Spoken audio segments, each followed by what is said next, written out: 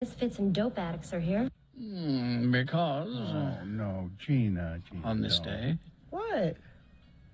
What? What's with all the Irish stuff? What? It's St. Patrick's Day. What do you... Oh, it is? Oh. Oh, well, that makes all the difference. Aaron, go bra, Bill. Gina, please. What? What? If you want to see a wacky morning show person, tune in right now and look at Gina Barberi. What? There it is. All right. On this day. Why are you upset about this? You don't like my hat, is what you're saying. You don't like my hat. You hate my hat. I don't. It's a That's little- not necessarily it. it's a little Doesn't fit very well. Yeah, it's a little crooked. It doesn't work with the headphones. Oh, the headphones, really well as- You know, it really Part of the doesn't work at problem. all. Yeah, it's a, well, It's No. it looks like you sat I'll on bet it. you'll have some green beer today too, won't you? What? Is this how you're going to be today? This is you today. It's Only the about holiday. Only about this, Gina. I'm Only sure about that this. would be the case. Hey, I am a descendant of the pirate queen of Ireland, Bill. I have to celebrate. Okay, I'm sorry. I won't do it. I'll introduce us when we do the official opening. I was not going to do it, but I'll introduce us as Carrie O. Jackson and Bill O. Allred and Gina O. Barberi, because that's what stupid morning shows all across the country are going to be doing. Never mind. And I'll do my Irish accent for you. I'll talk about shamrocks. What do you want to talk about? It's St. Patrick's Day. Well, I like that song. You can put me down as I like that song, Katie, on the list of songs I do or do not like as we open the show. But I don't know what it means, frankly. I was trying to look it up, and I was too distracted. Why are they singing about Flanagan's Falls? Do you guys Flanagan's know? Ball. Oh, Flanagan's Ball. That's why I couldn't find it. Like a party. Yeah, I thought it was Flanagan's Falls is what they were saying. Flanagan's Ball. Okay, that makes a little more sense, but there's got to be more to it than just. Oh, I'm sure there is, but I'm not going to look into it. Why not? That's too typical morning show stuff for Irish, St. Patrick's Day. No, it's actually not what morning shows do. They just wear dumb hats and drink green beer and I'm going to call throw out themselves the. O. Jackson. I'm going to throw out the Beat Gina trivia questions. Why We'll go is with that? We'll go with potpourri because they're all St. Patrick's Day themed, and that's just something that a morning show would do. So let me just get rid of these. Okay, fine. I guess I'm wrong about this. I guess I'm wrong. Carrie O. Jackson. It's so nice. Bill, Top as of the morning to you. As a former Grand Marshal of the St. Patrick's Day Parade, you Yes. should at least have some affection for this I do. holiday. Even you do? Yes. Where? I don't see it anywhere. If I don't have to wear my St. Patrick's Day on my sleeve. I carry it in my heart. Come all ye proud rebels, enlist while you can. I'm wearing this hat in spite of you. Because guess Okay. what? We're not in the same room, and you can't do anything about it. Gina, if we were in the same room, I couldn't do anything about it. Because I wouldn't do anything about it. I mean, physically. If I can shame you into not wearing it. No, I'm not going to let you. But okay, fine. Fortunately, I'm glad you stick up for yourself. Fortunately, your camera is all blurry, so we can't really let see me it very well. reset that. No, don't. It's really Irish of you to leave it blurry. Because it looks drunk? My camera looks drunk? Is that what you're saying? Yes, that's true. All Irishmen are drunkards. No, I like St. Patrick's Day. I What like do you like being in about the it? parade. Mainly, I get to have Jameson. Except I can't because stupid Lent. I thought you just And, gave up bourbon. You're No, saying I gave everything. up. No, I said I gave up alcohol. I haven't had a beer or wine or anything. I went to Hires yesterday, and usually they just get the wave, like, we got you. Mm-hmm. And I said, no, come here. I can't have the fries. Really? They don't know you well enough to know. I mean, It's I Lent. thought they. You know, I thought they knew everything about you. I mean, they usually do, but I just, normally I don't even have to place an order. They just bring it out to me. But I'm like, no. See, now I could have taken Dr. Cobble's, because he gave me permission to try it to see if it helped me poop, to have some French fries. He said that yesterday. Well, maybe you should try that. But I didn't go there, and I canceled my fry order. I just want you to know I'm being as dedicated as you are. Dr. Cobble said directly, Gina, I think maybe French fries would help you poop. In his doctorly way. Maybe it's been the lack of French fries that has been my problem. I had an email from Dr. Cobble, and he said, it's just very short, let me find it here. He said this: I just visited with the clinical coordinator for Shriners Hospital. She listens to your show every morning, and she wanted to know if I was the Dr. Cobble. Well, yes. And he said, I felt like the lion in the Wizard of Oz. Because I was, for a moment, brave and popular. So good morning to the the clinical coordinator for for Shriners Hospital, Shriners Hospital. There's probably some of that going on there. Oh, look, my camera came on. How about that? Weird. Anything else? Or should we just pack it in for the morning? We're just waiting on you. Waiting on me Direct for us. what? I don't know. You came in pretty hot, and now so we're just waiting to see what bill we get today. So, Okay.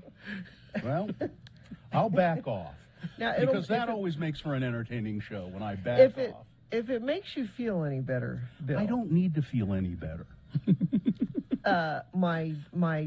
When I got this hat out, and Mohammed said, "Are you wearing that on the show today?" And I said, "Yeah, well, yes, because And he said, "Would you mind if you just wear it for the first part of the show, and then I wear it to school?" I said, "Absolutely, you can." So you don't have to put up with this hat for the entire show. As soon as Mohammed goes to school, he's taking it. So you're he going can spread joy. Yeah, you're at going school. to let him go off and be another amateur St. Patrick's Day person. Do you want a? I just want him to get drunk. Do you want a That's all. 14-year-old professional St. Patrick's Day? You bet I do. And I'll learn early. no, Bill doesn't hate the Irish. Okay. I don't hate the just Irish. his text here is Bill hates the Irish. I have a fondness for Ireland, and my ex-wife might as well have been Ireland.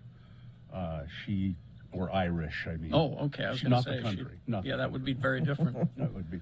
She knows all of these beautiful Irish ballads and she has a lovely voice, and she would sing them, particularly on this day, and I enjoyed them very much. You haven't been to Ireland.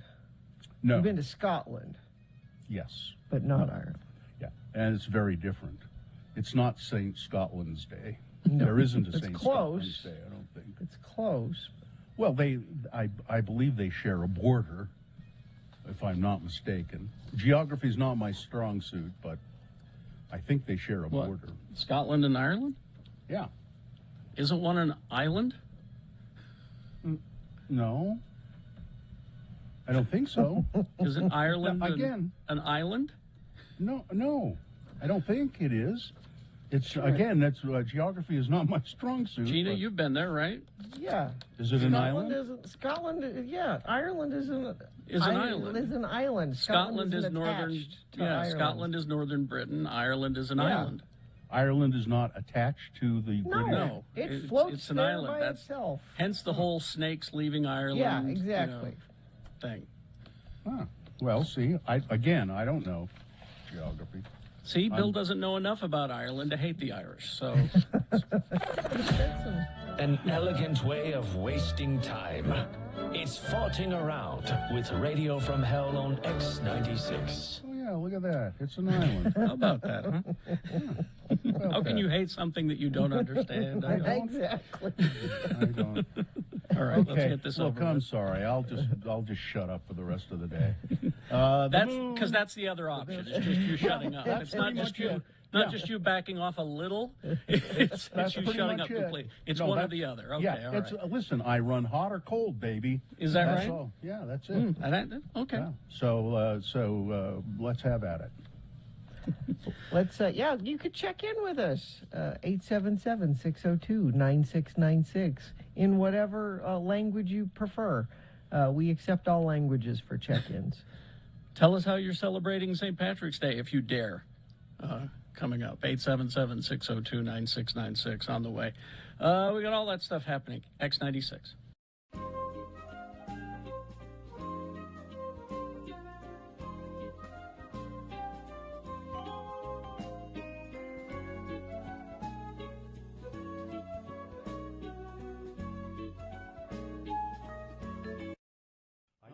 I have to go over to the stairwell here and tell Chainsaw Guy that we're ready for him. To come over? Yeah. Okay. Okay, so I'll do that. So this is usually it's a best question of the week, but this week it's Chainsaw Guy is going to be answering questions from you, our listeners. So Katie has some emailed with Chainsaw Guy. Are you there? Yeah, I'm here. I'm right here, ready to go. All right. Well, then let's start. Hey, wait, who's that? That's Katie. Oh, hey, Katie. Long time no see. I love Katie. You love haunted houses, don't you? Yeah, I do. Well, we've worked together, actually, Katie. I was the chainsaw guy at your haunted house when you worked over there at the Nightmare on 13. That's right. Yeah. Yep. All right. Well, I got a couple questions for you, sir. Okay. So this one comes from Derek. It says, I know everyone is sick of hearing about COVID and the issues of mask wearing, but you being a person who wears a mask that I would assume would wear it always, what do you have to say to those people who believe this ridiculous idea that people cannot function normally with masks on? Well, I don't know about functioning normally, but I know that mask wearing is very important. Because I think and I think you can put it on yourself, and you can put your eye down or something. Or, if you don't put your eye down or something, you might hit the bus. You gotta be careful. You're sitting there, you're there, because they're sure. And then, you hear on the mask, you can anywhere, we can have a chat. You can, but you gotta be careful. And I think you're very careful. And watch out for the build-up of mold. Oh. Build-up of... Mold. What? Mold. Okay. Behind the mask, you get some mold occasionally. All right. All right. I got another question then. Yeah. So what sort of advice could you give a guy who spent all of his rent money on lottery tickets, and now that rent is coming up and all of his money is in Chevron, he has no idea what to do?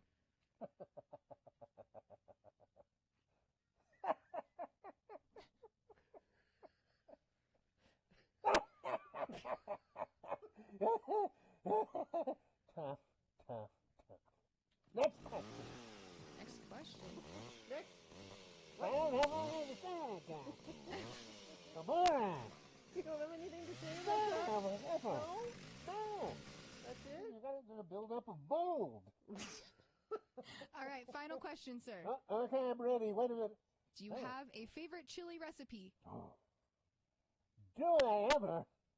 I'm telling you, what you do is you take your cans home, and you get your cans and fill. And then, right up home, and take the cans and fill. And then you take your cans off, and I gotta come home, and then I'm over here, and then you get my favorite recipe is that cans home, and then you have, and then take a bag of freedom, and empty them, and then it's a Denison's. Delicious. Denison's. All right. Canned chili. Well, Chainsaw Guy, I know you've been super busy. This is your busy time of year, and for you to take just a few minutes with us every year at Halloween, it doesn't feel like Halloween unless we talk to you, and you are always so helpful and have great advice. Well, thank you. I've got to go back and work on. I'm remodeling my rec room, you know. Oh, So yeah. I got to go back to work on that. I built a display case for all of my old Playboy magazines, and now I'm going to build a little rack where I can where I put all my Perry Como records. Perry Como Perry records. Como. Listen, you put on a Perry Como and open a Playboy. Can of Denizens, and I'm set. Okay. See you later. Happy Halloween, Happy Chainsaw Guy. Halloween, sir.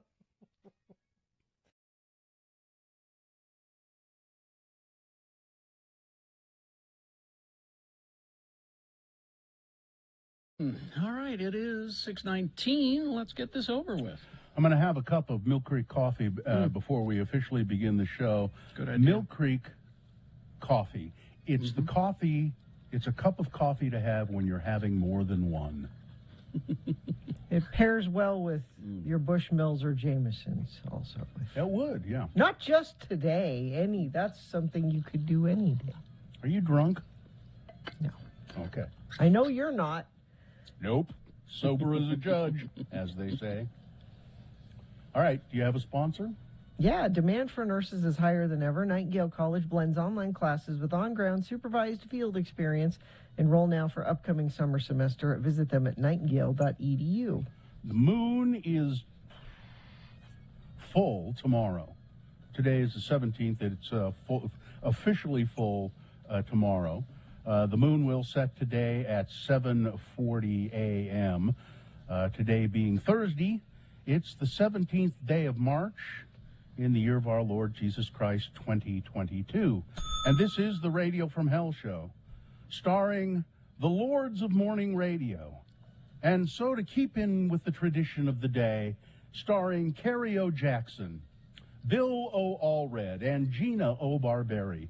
Katie O. for short is our producer, and we have Marion O'Marion and Cameron O. Diaz helping out in the producers. You couldn't throw a Mick in there? They all O's? Mick, I'm Katie- sorry. Katie- Forgive Katie me. McShort. Hey, forgive Katie me. McShort. You're right. Katie Little McShort. variety. Katie McShort. Okay. There you go. And Lanigan's Ball is a song from the 1860s. It's a traditional Irish folk song, and it's been covered by many people, including Dropkick Murphys. And it's a song about a guy named Lanigan who has a big party. should we go to check-ins? Sure. That's up to you. All right. Let's go to Tim. Hi, Tim. Hi, guys. Hi. Hello. Am I in? Hi. You're in. Hey, Yeah. happy St. Patty's Day to everybody. Mm-hmm. Hey, driving into work, and I listened to you guys all the day. I did call a good couple of weeks ago. I'm Tim. I came from California, Oh, yeah. and we talked. Okay, but I have a question for hot and heavy or hot coming in, Bill. Okay. Okay, so I live in Weber County. Yeah. I live in North Ogden. Mm-hmm. And I love to barbecue. So what do I say? Do I say I live in Weber and I'm going to barbecue on my Weber? Weber That and would be- Weber. He's that would asking be Weber correct. Weber question. That would be yes. Weber County and your Weber Grill. That's correct. And it's Weber State College, though. Weber State University. That's the only one. Weber you know, Grills. Weber Grills. It should have two B's. Yeah, it should. really should have two B's. I'm sure it's a family name, but if you want the rest of the nation to say it properly, it's That's It's correct. it's only from you Utahns that Well, correct mostly everybody. people That's- from outside of Utah. Many of them would look at you and say that you live in Weber County. People make that mistake all the time. I've been correct when I first came here. I've been corrected many times, Mm-hmm. and then I said, okay, then am I cooking on my Weber barbecue? I'm glad you're adapting. Well, this goes back to our discussion yesterday about English being the most difficult language, because I still get emails saying, hey, here's an idea for Bonner of the day. Yeah. B-O-N-N. 2 N's, Yeah. you know. I heard that. And I just said, oh my God. But Well. okay, I am corrected. Hey, Tim, where in California are you from? Just curious. L.A., north of L.A., in the Palmdale, Lancaster area. Okay, nice. Palmcaster, Lancaster, and the City That's of it. Angels. That's the City it. of Angels. That's it. All right. Yes. Thank you. Yes. See you later. All right. Okay. Thank you, Tim. Let's go to Rob. Hi, Rob. Good morning, leprechauns. Good morning. Leprechauns and lady leprechauns. Mm-hmm. I'm going to give you a little disclosure. It may be political. Uh-oh. I was listening to Volodymyr Zelensky addressing Congress. Mm-hmm. Yes. I was touched by that and his plea. Yeah. But I do have a suggestion for all of the senators and congressmen who want to impose a no-fly zone. Yeah. That perhaps they should take a tour in Black Hawk helicopters, like our Senate and Yeah, representatives did. not a really good idea.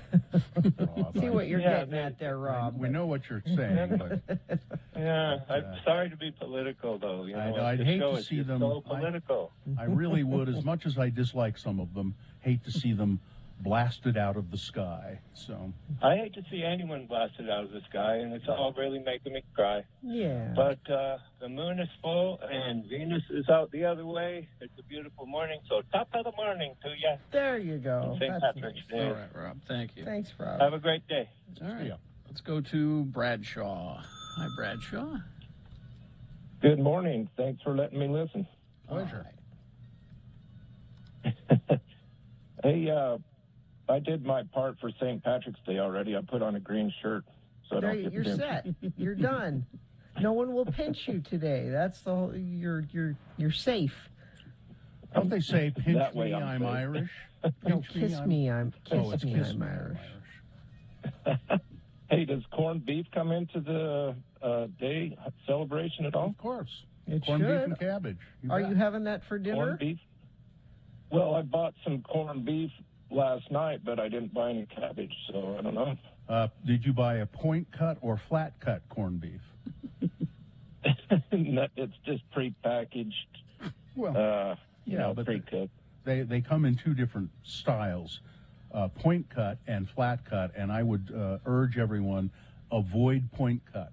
What's the matter with point That's cut? all too fatty and doesn't cook up well. You want the flat cut. Are you having corned beef tonight, Not tonight, Bill? no. No. My son is out of town, so we decided we would wait until he comes back because he really likes corned beef and cabbage as well. We make a mustard sauce, which is Yeah, delicious. we do that Nice. too. Well, Bradshaw, nice to hear from Thank you, Bradshaw. Okay, thank you guys. Have a good day. Mhm. Bye-bye. Blaine, regarding Rob's political call. Politics on a day for the Irish? They never talk politics in Ireland. No.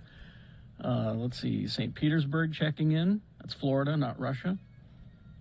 Teacher Emily checking in. Happy St. Patrick's Day. Metal Shop Mark. Bill can hate what he doesn't know because he's a registered Republican. You bet. That's It's a me. hallmark. Hallmark me. of being a registered Didn't you register? Republican. Yes, I I am. am. I am. Yeah. Yeah. As a matter of fact, somebody, a pollster, came to my house the other day, and obviously knew that I was a registered Republican because he asked me to sign a couple of petitions to get people who are running against Mike Lee onto the ballot. Oh. And I said, as a registered Republican, I don't care for Mike Lee, so I'll gladly sign. And I did. I signed both of them. I don't even need to know who you got. Just Nope, give doesn't me matter. Anybody's. the paper, anybody. Well, it was a couple of women, is all I know, and that's fine with me. Yep. Let's Allie see. Isom, I think, is one of them. And Becky Edwards and Allie Isom. Yeah. Are The other ones. Yeah. Let's see. Crafty Lindsay checking in, celebrating St. Patrick's Day on set, day 14 of 16 in Arizona. I was able to sweet talk the caterer to make corned beef and cabbage. Oh, that's nice. And this is the second text I've gotten saying that the Dropkick Murphys are Scottish. I disagree. Doesn't sound right. No. I disagree. They're They're from Boston, if that... Well, that's the big Scots community in Boston, yeah. Johnny B checking in and anxiously awaiting more of Gina's bowel status. So maybe we'll get to that coming up. Can you just give us a quick, was there movement? No. Okay, all right. There you go. And here's the thing. I went and bought the cocktail for colonoscopy. The you Miralax and the Gatorade. I went and bought it yesterday. Yeah. But I cannot find a window of time when I can just take this equipment into the bathroom. Yeah, take it into the bathroom and just, you know. Mm-hmm. Seems to me I've done that before with one of my colonoscopies. You broadcast yeah. from the bathroom? Yeah, on the phone with you guys. I know I did. Yeah. Well, no, because once you... He said he was standing next to a waterfall. That's how it feels. Once you start that process, you're stuck. Like, you can't stop and start it. You got to see it through. Mm-hmm. And I don't have... I maybe Saturday. You should block out I have some time. I put it on the family calendar. You know, Mom needs 4 or 5 hours. Don't you have one calendar that you all kind of can see and share? Put it on there. This is Mom's poop time. Dropkick is known as Celtic punk. Celtic punk is a punk rock mixed with traditional Celtic music. Celtic punk bands often play traditional Irish, Welsh, or Scottish folk and political songs. Yeah. So they can do Scottish as well. Okay. All mixes together. All right. Traffic, Gina, please. Oh, let's see what we have out there. We have a crash southbound Mountain View corridor at 134 South in Riverton. All southbound, westbound, and eastbound directions are closed. Now, luckily, it's not terribly busy so far, but that is a busy road, so it should start backing up quickly unless they get that cleared away. That is the only accident, though, that UDOT's reporting. Maybe you have something to report. Text it to us, 33986. All right, we will take a break. We'll be back. We do have geek news on the way. Stand by for that. And at 7 o'clock, it's Beat Gina. Your chance to win one of those Radio from Hell coffee mugs that I see Bill has been using this morning. There it is, right there. And also, we're going to put some concert tickets in the mug. What concert, do we know? Incubus tickets. That's a good prize. That is a good prize. All right, so we got that. Beat Gina coming up at 7 o'clock. Stand by. BigOTires.com. They are, Big O Tires guarantees the lowest price on every tire every day. Not the lowest price on just the house brand, the Big O brand, the lowest price on any of them. Nitto, Cooper, Pirelli, all of those. And right now you can save $100 instantly at Big O Tires on select in-stock sets of Cooper, Nitto, or Pirelli brand tires. That's through March 27th, though, so get on it right now. Mm-hmm. Not just that. You know, I was going to say my first introduction to Big O Tires, I was just out of high school and had my first car. And I don't recall whether it was potholes or nails I ran over, but I got 2 flat tires. And so I said, I need to get tires. Dad loaned me no, I'm not loaning you any money. And I went to Big O, and they were able to give me a Big O credit card. And I was able no to credit fix it needed financing at Big O Tires because, like happened to Carrie, it's an unexpected expense. Mm-hmm. So find a Big O Tire store near you. They are the team you trust, BigOTires.com. We have late-breaking news from the nursery. Mikkel is on the line. Hello, Mikkel. This is Gina's sister, Mikkel. Hello. Good morning. Good morning.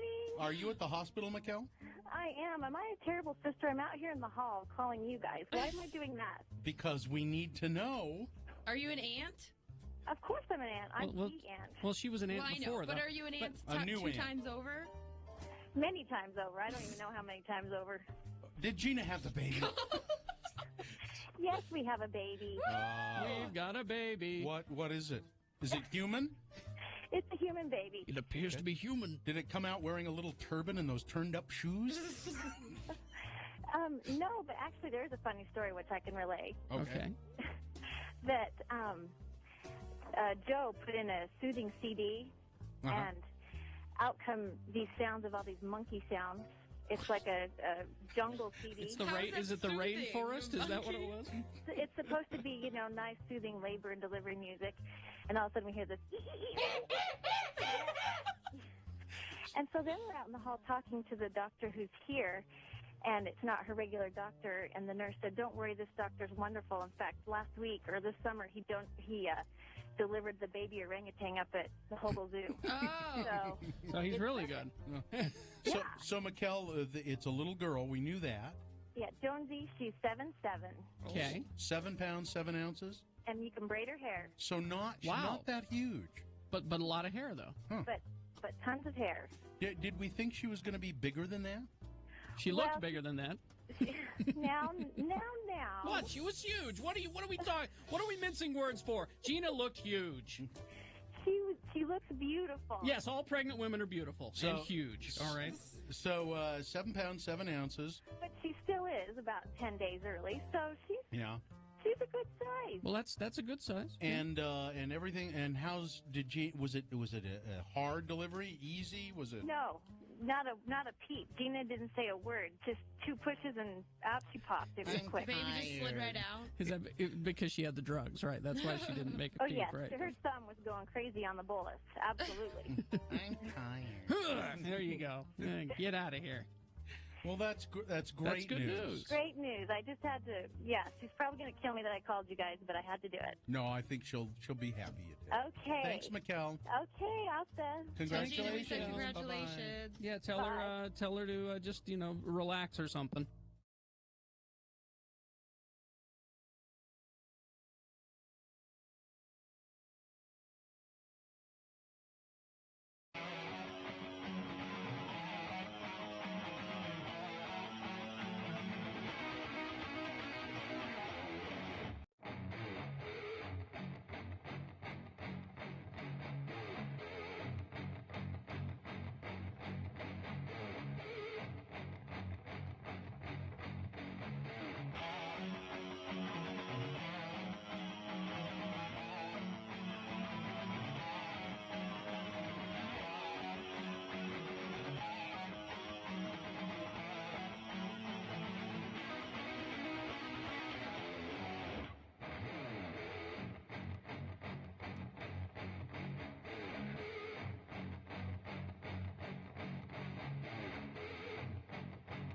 Hey, we do have some geek news coming up. Stand by for that. Beat Gina at 7 o'clock. Before that, what are the things we need to know? I have something that Gina needs to know. Uh-oh. Let's get right to that then. It's brought to you by over 65 years they've been a part of your community. While the name is changing, commitment to you is not. Welcome to YouFirstCU.com. I thought of this that you might need to know it, Gina, because of the problems you're having. Yes. Being stopped up, essentially. Yes. And let this serve as a cautionary tale. A woman who doctors thought had a UTI, a urinary tract infection, she didn't have a UTI at all. There were problems there, but those problems were caused by a water glass, a tumbler, lodged in her bladder for about 4 years. How would you get a water glass lodged in your bladder? How would that happen? I instantly pictured how that might happen. The 45-year-old woman had come to the hospital complaining of a typical UTI symptom, leakage, and all of that sort of thing. Doctors were stunned when they put her on a machine and scanned her, and they said, "That looks like a water glass in there." It escaped. It was encased by an 8-centimeter wide bladder stone, which they're normally so small they're hard to see with the naked eye. The woman, who was from Tunisia, revealed that she had used the drinking glass for something that it shouldn't have been used for. and several years before, and it disappeared. and she just went, well, I guess I don't know. Yeah, I guess it'll come. You don't go to the doctor at that point? I guess it'll reappear sometime, she thought. Well, no, it didn't, and they had to surgically remove this I'm water pretty glass. sure I've never had that problem. You're pretty sure. I'm pretty sure. Pretty sure. Think hard, and we'll ask you about it later on in the show. Okay. Mike Myers has a new show coming on Netflix. I watched a little bit of I didn't have the sound on because I was in a hurry, so I just watched the video of it, the trailer for his Netflix series called the Pentaverate, I think is how you say it. Mike Myers' 6-episode Netflix comedy, The Pentaverate, will play off the number 5, Pent, from the title, in a big way for its release plans. Since joining Instagram a week ago, Myers had been teasing the first trailer with images prominently featuring that number, the number 5. This morning, the account posted the teaser at 5:55 a.m. He's all in on this 5 business, announcing that the Pentaverate will debut on May 5th, 5/5. The trailer reveals Jeremy Irons as the series narrator, and it provides a glimpse at the cast. Mike Myers plays 8 different roles, and he's damn good at that.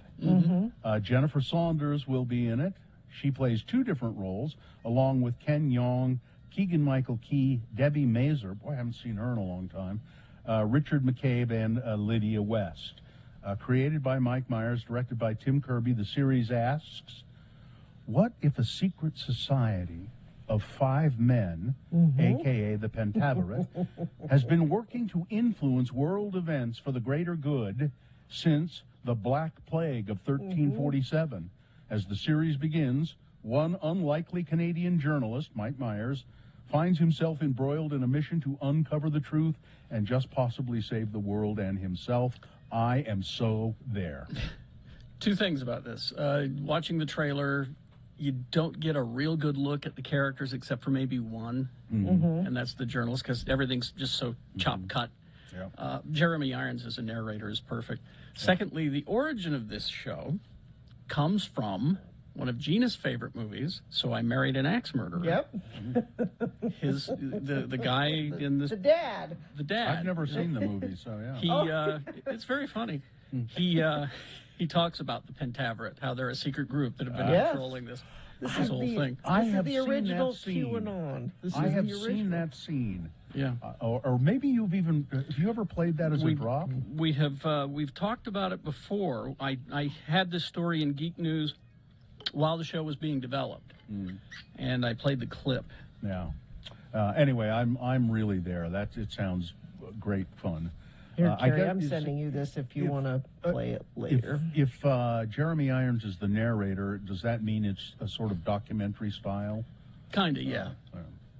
Now, let's see. The protection provided by COVID-19 vaccines appears to wane over time, especially for people 65 years of age and older, said a U.S. Center for Disease Control and Prevention expert on Wednesday. And I saw also Dr. Fauci talking about this. Ruth Link Gellis, who helps lead the CDC's vaccine effectiveness team, reviewed a series of studies looking at the overall effectiveness of vaccines in various groups between February and August and found similar patterns for Pfizer and Moderna vaccines, both made using the mRNA technology. The findings tended to support the argument that people's protection starts to lessen after a few months and that boosters might help restore their immunity. Additional boosters. If you haven't gotten your first booster yet, you really should, no matter what your age is.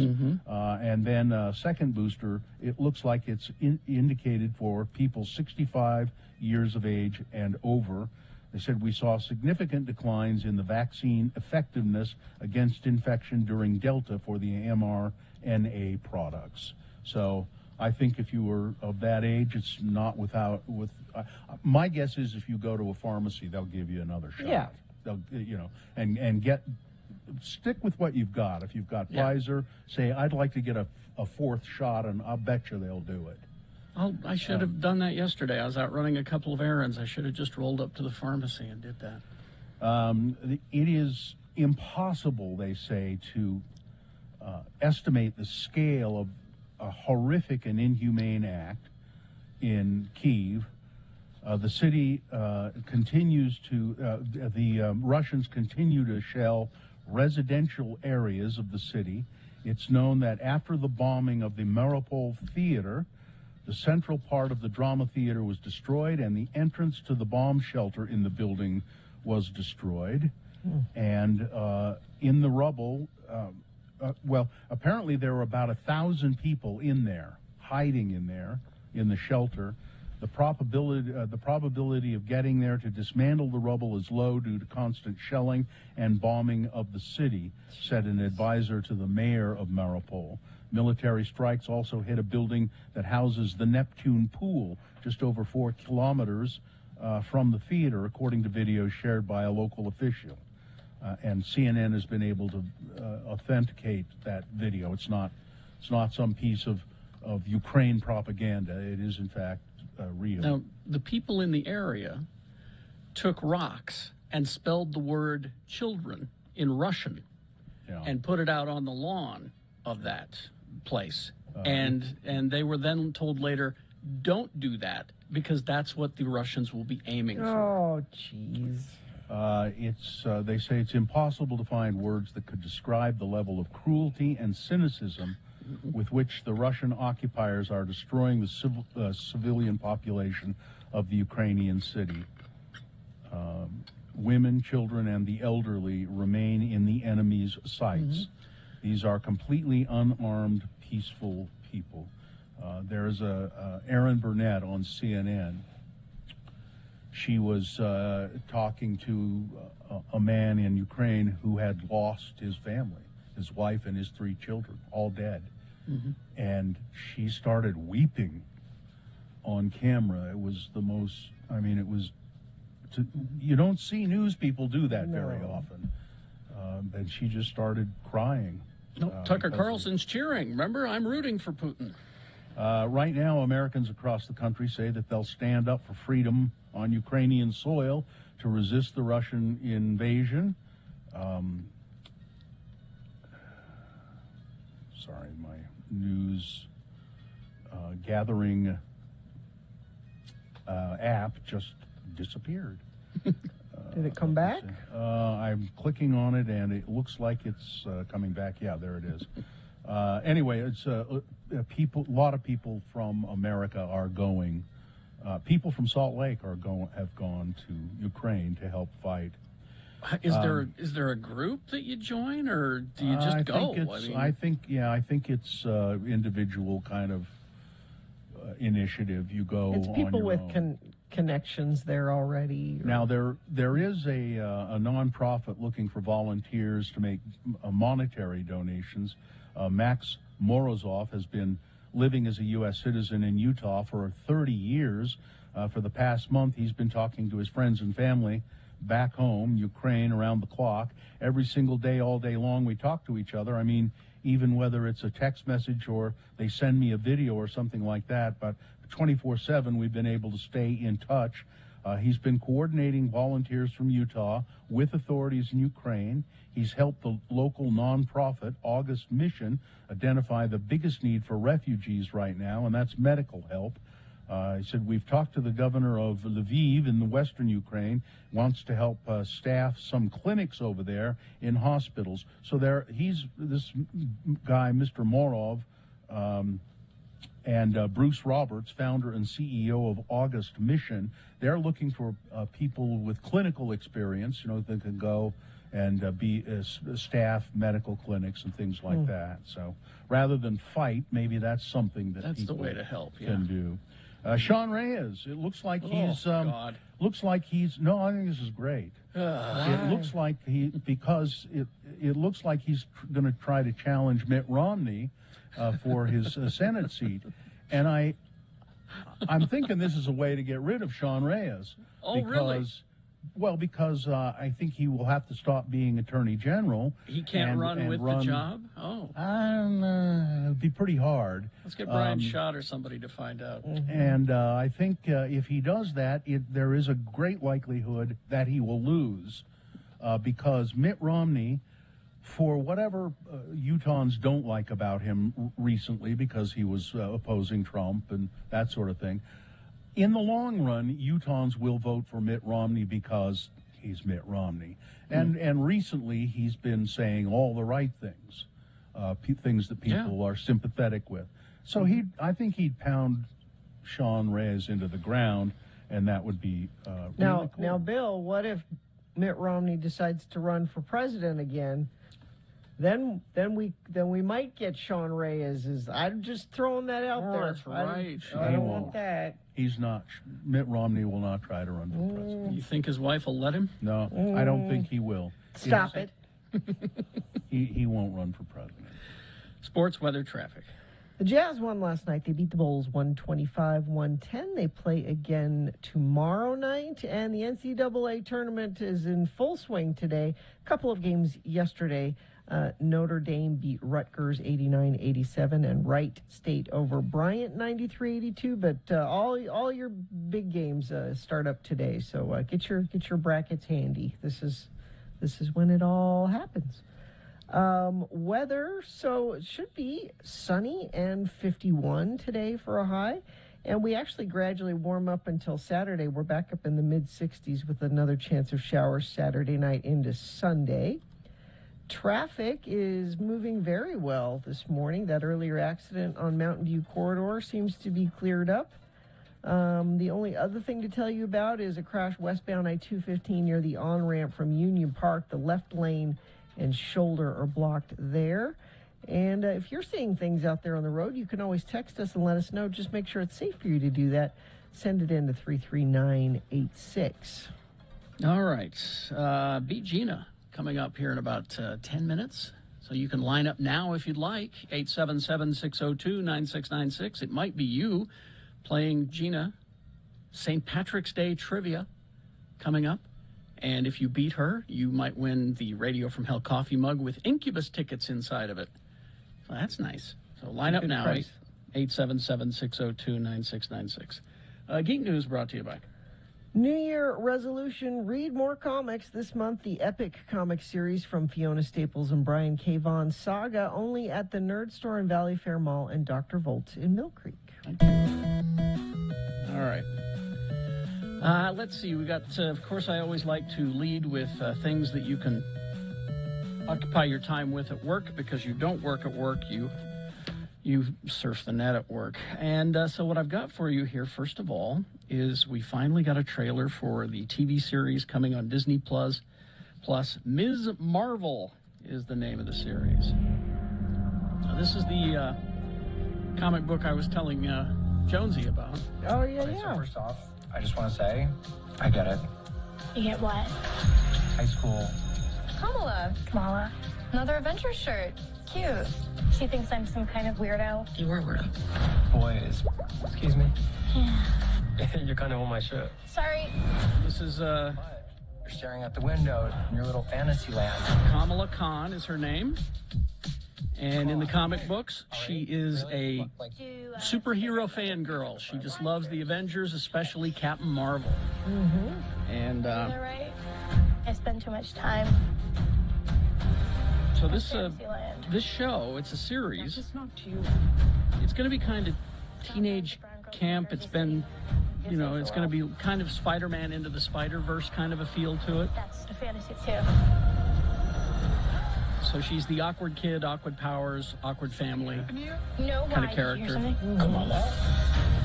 Now, there have been some, of course, geeks who are having a problem with it because it seems that they may have changed her powers slightly.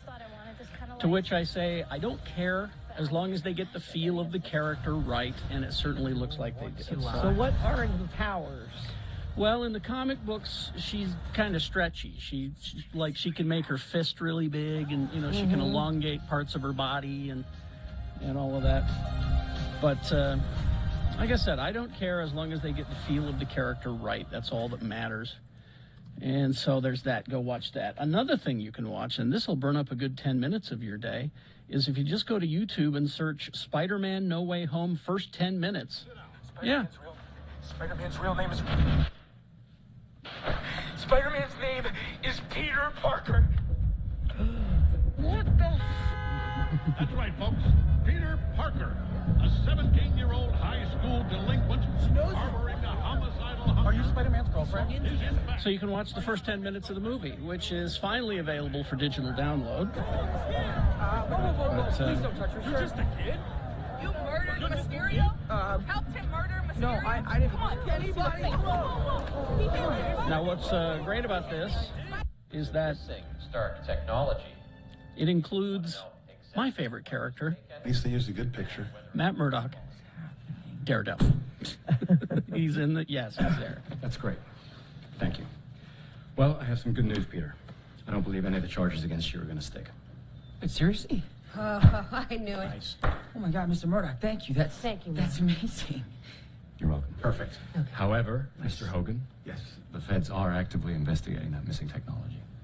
I understand your loyalty to Mr. Stark and his legacy, but if you were involved, If I was involved, I advise securing a lawyer. I need a lawyer because I'm under investigation. I thought he would. You said there's no charge. I could say under advisement of counsel, I refuse to answer the question respectfully because the answer could incriminate me because it's on saying Goodfellas. What was the thing that's saying Goodfellas? I know that's what you're thinking. Calm down.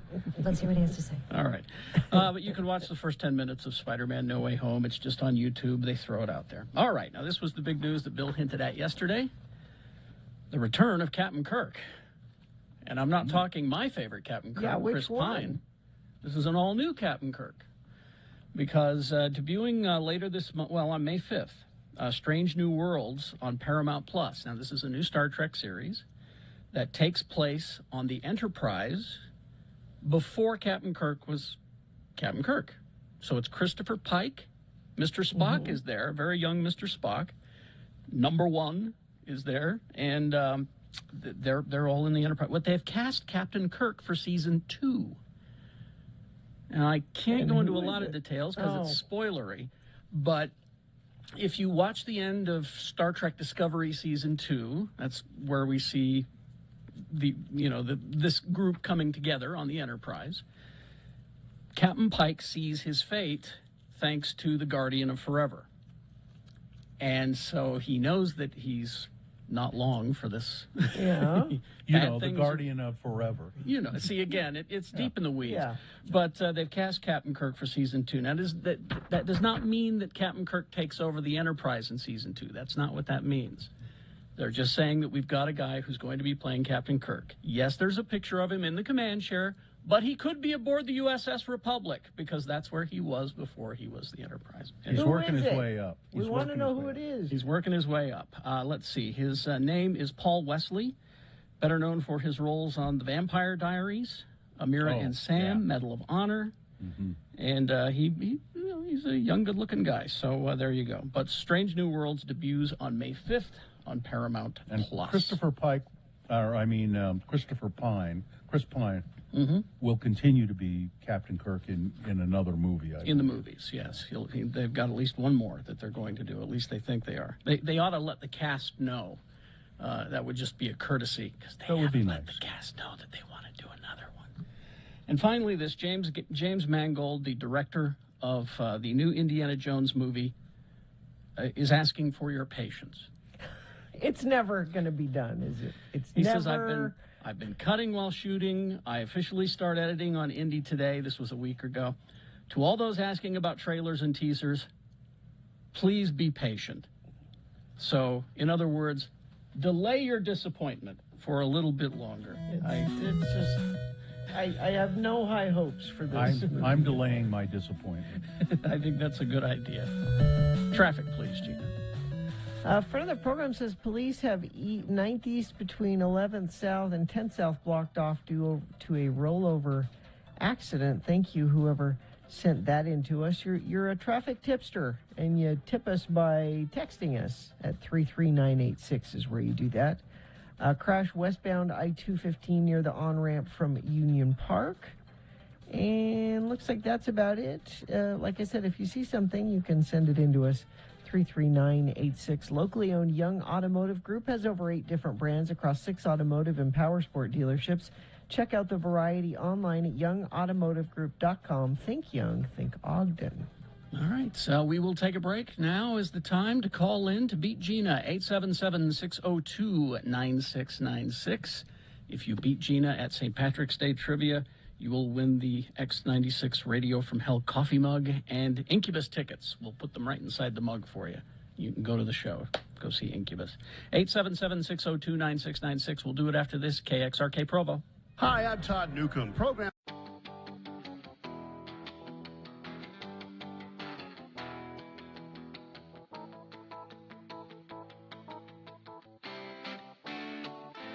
Okay, I'd like the Cajun grilled chicken sandwich plain. I just want the chicken and the bun. No cheese, no mayonnaise, no lettuce, tomato, onions, coleslaw. And can I get onion rings instead of fries? Yeah. And can I get bacon on that? Bacon. Did you want to do the chicken club instead of the Cajun chicken? No, you don't understand. What was your name again? Kristen. Kristen, you see, this is not a radio bit. You need to know that this is the way she really is, and no one believes us. Okay. We thought if we got it on tape, people would finally believe it. All right. Did you want the Cajun seasoning? Yes. Yes. And I would like the spicy Cajun mustard mayonnaise on the side. Mayo on the side. Don't put it on the sandwich. No, I won't. No, trust me, I won't. Thank you. And the cheese? No cheese. No cheese. No at all. cheese. No, just chicken. Okay. All right. Chicken bacon bun. Onion And rings. again, we're not trying to be difficult, just for the radio. This is real. All right. Thank you. I'm so very sorry. That's all right. I'm sorry. I would like to say I've had worse, but that's probably the worst. And how long have you worked here? Here, 6 months, but Dealing with tourists every day and their weird ordering habits, this is the worst. I want it on record, ladies and gentlemen. It's from an official professional waitress. I'm the worst. And again, this is no exaggeration. Congratulations, Gina. Congratulations. You've earned your spot in the Hard Rock Hall of Fame. She's here to get married, by the way. oh, congratulations. And she's marrying a guy named Joe Jones. Maybe you as our waitress. I'm sorry, what's your name again? Kristen. Maybe Kristen, you as our waitress, you could warn Joe that it's still not too late. Because I've been saying it every day, every hour, ever since we heard about this. That's sad. Yeah. That's what we think. Thank you. Thank you.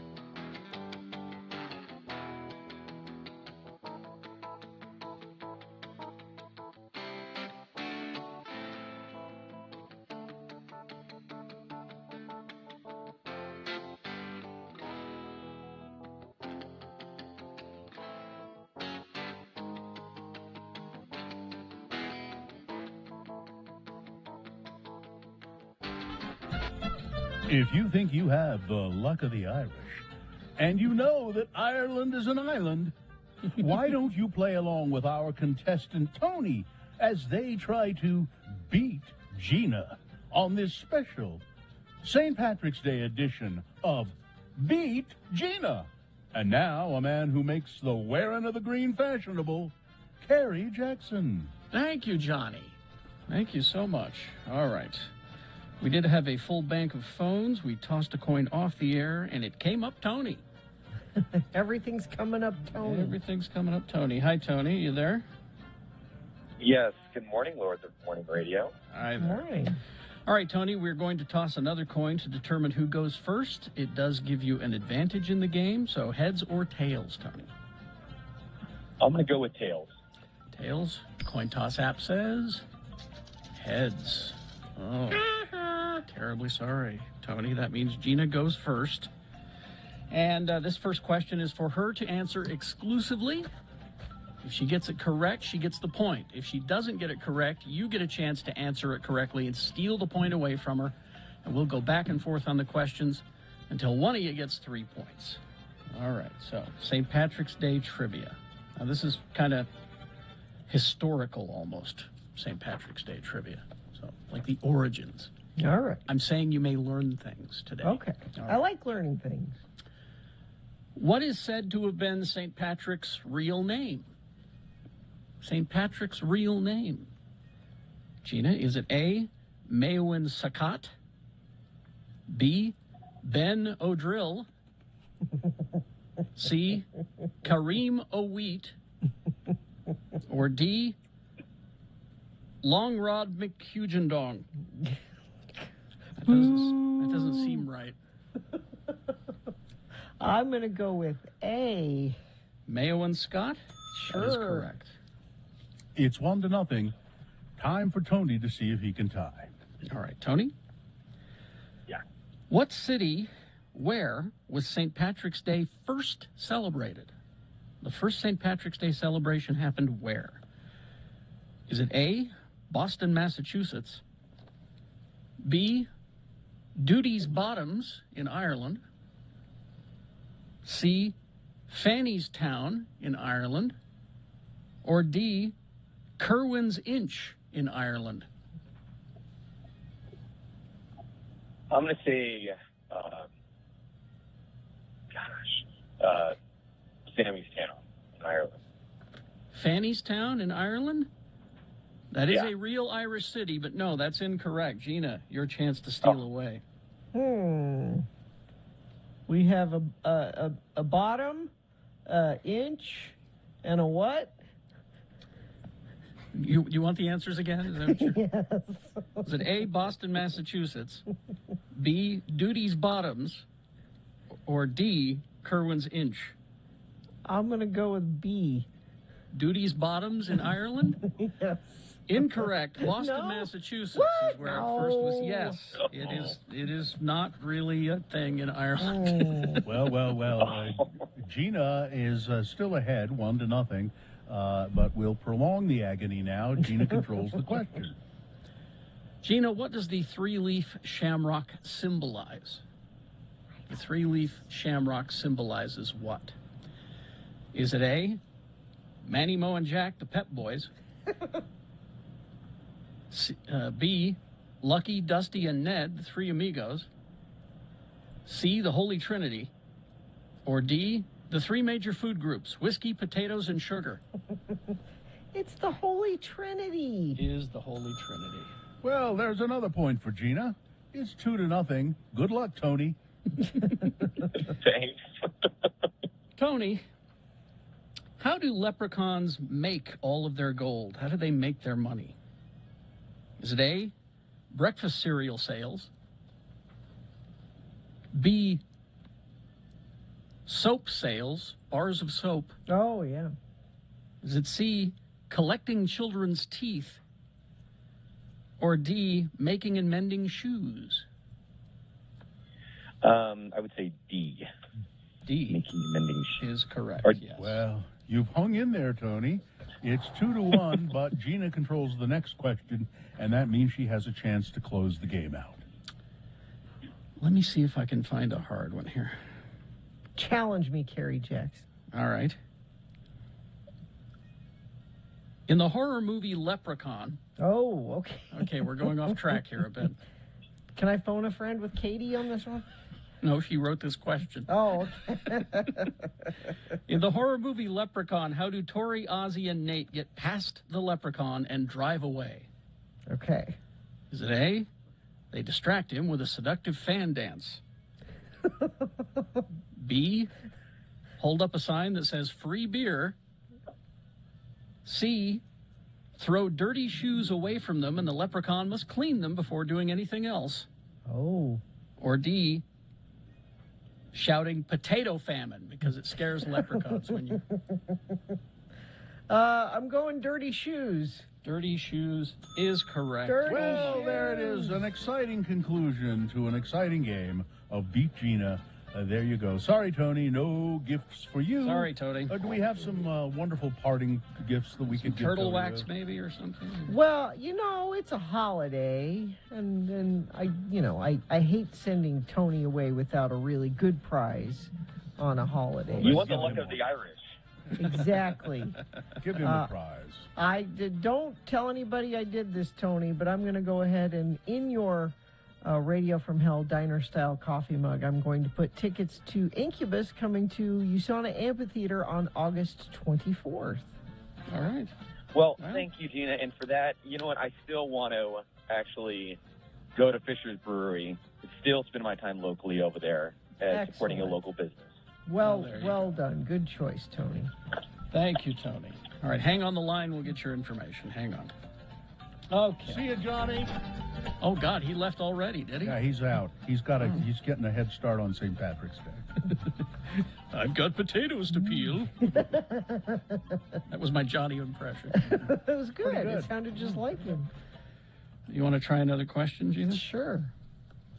What will kissing the Blarney Stone bring you? Is COVID one of the answers? It is not. Okay. Do you know how they do that? I think you have to hang upside down. You have to lean over the... Yeah, there's like some a- sort of... It's hard to do. Yeah. Yeah. It's not something that everybody can do. And if you can do it, I don't know, do you want to put your lips on something that everybody else has put their lips on? What will kissing... Like me? Exactly. What will kissing the Blarney Stone bring you? Is it A, eloquence, B, mononucleosis, C, a cure for your hangover, or D, trench mouth? Well, I think it could be all of them, but it's speaking. It's eloquence. Eloquence. That is correct. And one more because I can't reuse these because it's St. Patrick's Day. Yeah. Where was St. Patrick born? Any guess? Germany. He's Greek. Both incorrect. What? Where was St. Patrick's born? Was it A, Salina, B, Britain, C, Louvain, or D, behind the 7-Eleven? Well, it'd have to be Britain, I guess. He's British. I thought he was Greek. What made you think he was Greek? I don't know. The Greeks like to claim everything. Do they? Sure. Is that Everything right, started Dimitra? there. Our friend Dimitra's in the chat room. We'll see if she claims everything there.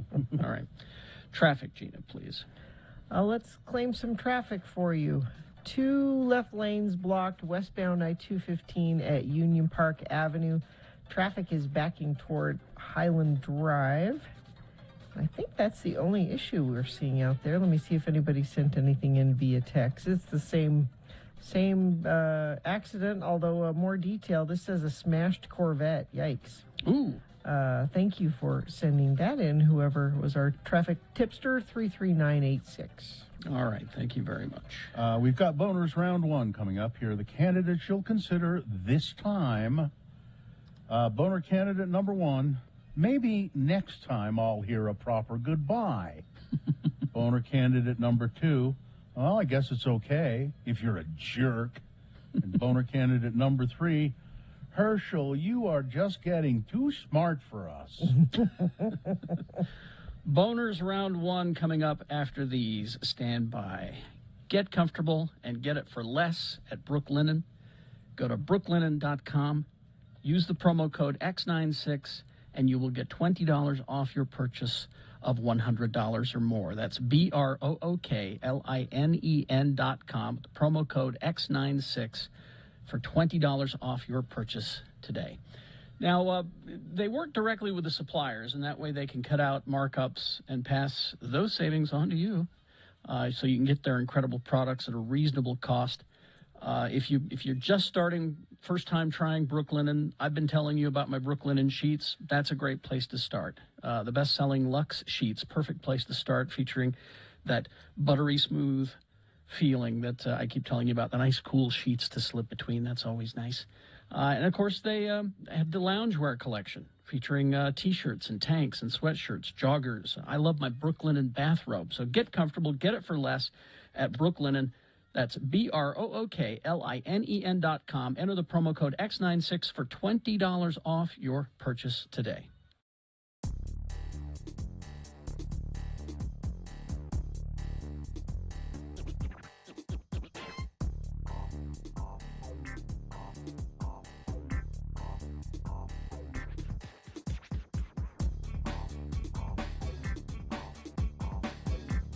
From celebrities to moms right here in Utah, more and more women are consuming their placentas in pill form. Don't do that. Listen, I want you to hear Okay, these. wait, don't go on. Even if there's something about eating your placenta, you would have to do it the way your dog does it when she has puppies. Yep. If there's anything to it, drying it out and putting it in a pill kills whatever good thing you think it does. Medical expert Gina Barberi, listen to the testimonies of these women, All Gina. right. The placenta, for those of you who don't know, is an organ that grows inside the uterus while a baby is developing. The placenta gives nutrients to the baby, and some believe... Some believe. People are saying, and I'm hearing. Ms. Barberi, not among them. No. But some people are saying, and I'm hearing, and I have the tendency to believe when some people say and I hear, and then I believe, that it is also capable of giving mom key nutrients even after it, that is the placenta, and the baby are delivered. Quote, so what happens is, studies show that about 72 hours after delivery, once the placenta is delivered, hormone levels drop, said Rachel Talley, a midwife, Gina, and herbalist. Are you either of those two things? Wow, a midwife and an herbalist. Are you? I am neither of those. All right. All right, then. Are there any, I want you take out your credentials and show me. Are there any doctors or scientists around? Carrie? Studies, Carrie? Studies? Studies Herbalist, say, herbalist. according to this midwife and herbalist. A study could be, you know, I've studied things, and that's It takes 4 to 12 weeks statistically, said an herbalist and midwife, for the body to and the endocrine system to start producing these hormones again. So what we're really doing is natural hormone therapy. After Miranda Hansen delivered her second child, she said she felt the despair of postpartum creeping back in.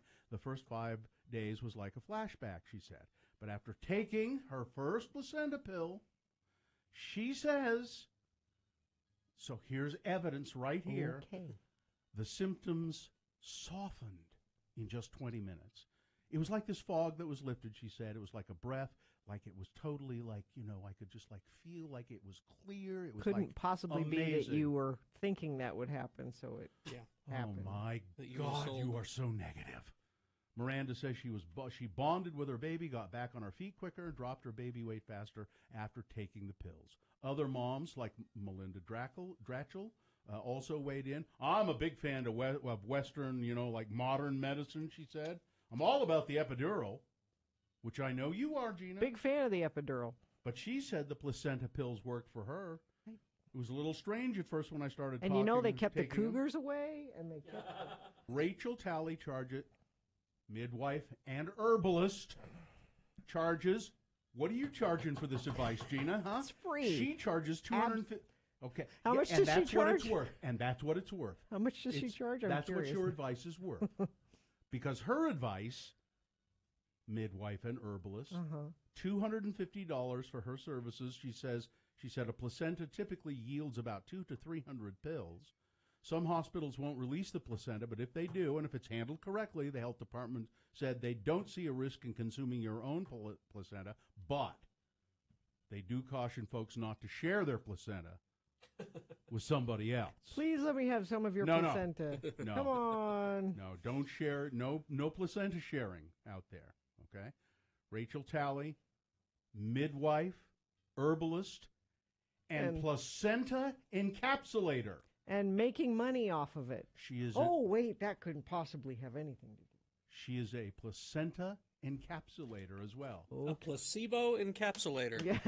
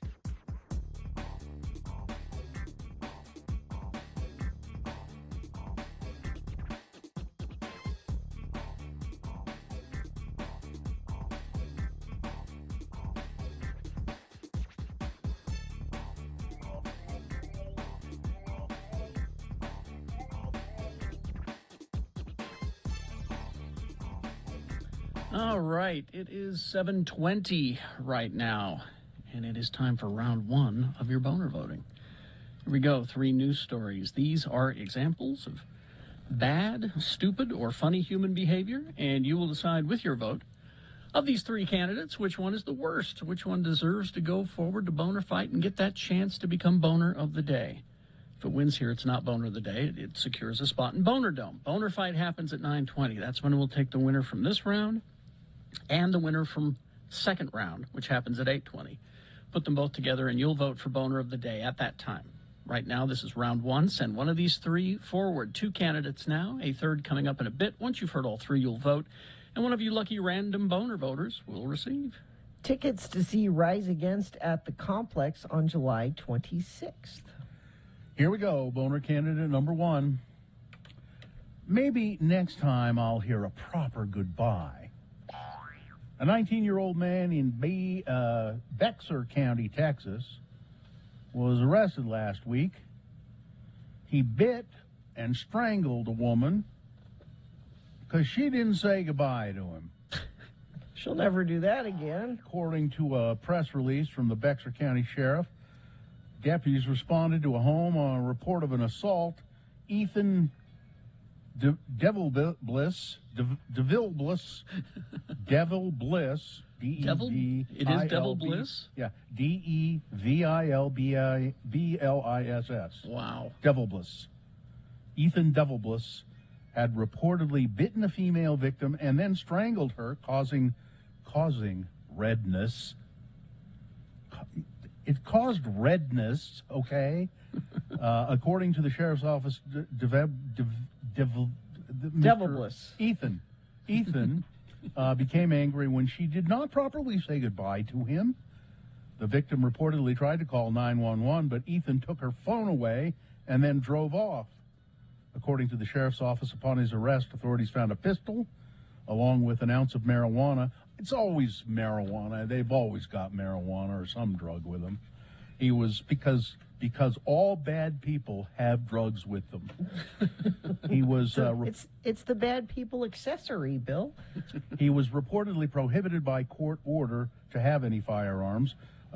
Devil Bliss was arrested and charged with assault and strangulation and possession of a gun and marijuana. He bit her, he strangled her, and now maybe next time I'll hear a proper goodbye. I want to know what a proper goodbye is. So I need specifics.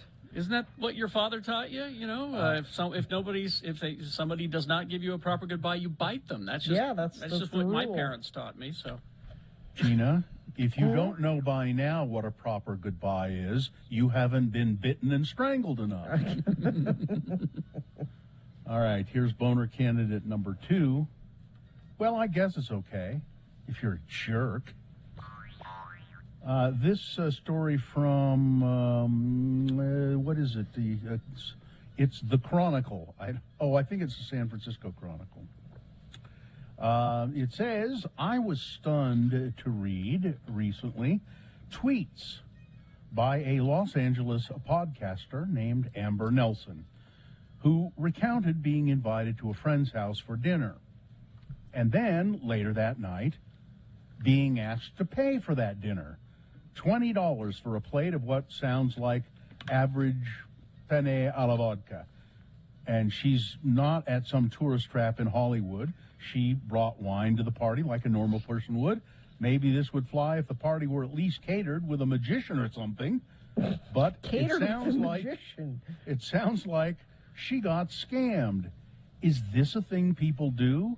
Do many people say, "Thank you. I'm glad you came to dinner at my house, but here's a bill for what we had." No, that's Does weird. that happen? No. Well, this person who wrote this in the Chronicle said there are a number of people responding who said it has happened to them, and there were people responding saying, if you serve a nice dinner, you should expect people to go in on it. I think No, That's crazy. I think it's okay to send your friends a bill for dinner if you're a jerk. Yes. Boner candidate number 2. Coming up in a moment, boner candidate number 3. Herschel, you are just getting too smart for us. All right, boner candidate number 3 for round 1 coming up here in just a bit, about 10 minutes. What do we got here? Kanye West is really worried about now Kim Kardashian. You know what he's worried about? What? She's gotten into Pokemon? I'll Is tell he you in worried a about second. that? I'll tell you in a second. If she's Sponsor gotten away, into Gina. Pokemon, she should go to Haster Games. It has the best selection of Pokemon, Dungeons and Dragons, Magic, and more. Shop online at HasterGames.com or visit the store, 6831 South State. Curbside service is available. She's worried, or he's worried. Kanye is worried. He is worried, or I guess it would be. Is worried that he thinks Pete Davidson is a druggie. And he's worried that Pete Davidson is going to get Kim hooked on drugs. Kanye went on social media against Pete Davidson, Saturday Night Live's Pete Davidson, yesterday, saying he's really concerned that Davidson is going to get his ex-wife on drugs, hooked on drugs. I'm really concerned that Skeet, as he calls Pete Davidson, I guess, will get my kids hooked on drugs too. He's in rehab every 2 months, you know. It's unclear what made Kanye just, all of a sudden decide that Pete Davidson was going to do this. And it's not very nice for him to assume that his ex-wife, or soon-to-be ex-wife, is so weak of character. And more with Kanye. Trevor Noah did a thing on The Daily Show where he said, everyone's laughing about this, but this isn't funny at all. What's happening to Kim happens to a lot of people, and it's dangerous, and maybe one of Kanye's fans or one of his crew is going to go too far. And boy, Kanye went after Trevor Noah and then got kicked off of a social media platform. right. I can't remember which one for Because Trevor Noah's Oh, Instagram. Instagram. It was Instagram. yeah. Trevor Noah's not wrong. We talk about this because they're celebrities in this way, but think about just regular people. You break up with somebody, and then your ex is harassing the person you've moved on with. That can escalate into scary places. Speaking of scary places, Mike Tyson is now selling marijuana gummies that are shaped like ears. Get it? You see, because that's good. That's just marketing, Bill. This is a great Evander idea. Holyfield? Yeah. That he bit part of his ear off during a fight. So are these gummies shaped ears? Do they have like a small bite taken out of them? Yes. They should. Yes. Good. They do. Good. He's. I go through and I buy each one before purchase. He's and I don't know. Let's see how to say how much they are. Yeah, there's a little bite at them. They look delicious, actually. Mike Bites is what they're called. I'm in. Children sheltering in a theater, parents waiting in line for bread, people simply seeking a night's rest in their homes have become the latest civilians killed or feared dead in Ukraine, as Russian forces are taking heavy losses on the battlefield, increasingly aiming their bombs and missiles at towns and cities. The thought is because they're getting their asses kicked in battle, that's why they're turning their more and more to bombing civilians, because they can't defend themselves. Rescuers on Thursday began pulling survivors out of the wreckage of that theater that was bombed in Mariupol, and apparently most of the people that were in there survived the bombing. A rocket apparently destroyed that building or damaged it extensively. In an overnight address, President Zelensky alleged that a Russian aircraft had purposely dropped a huge bomb on that theater. He said, "Our hearts are broken by what Russia is doing to our people, to our city of Mariupol."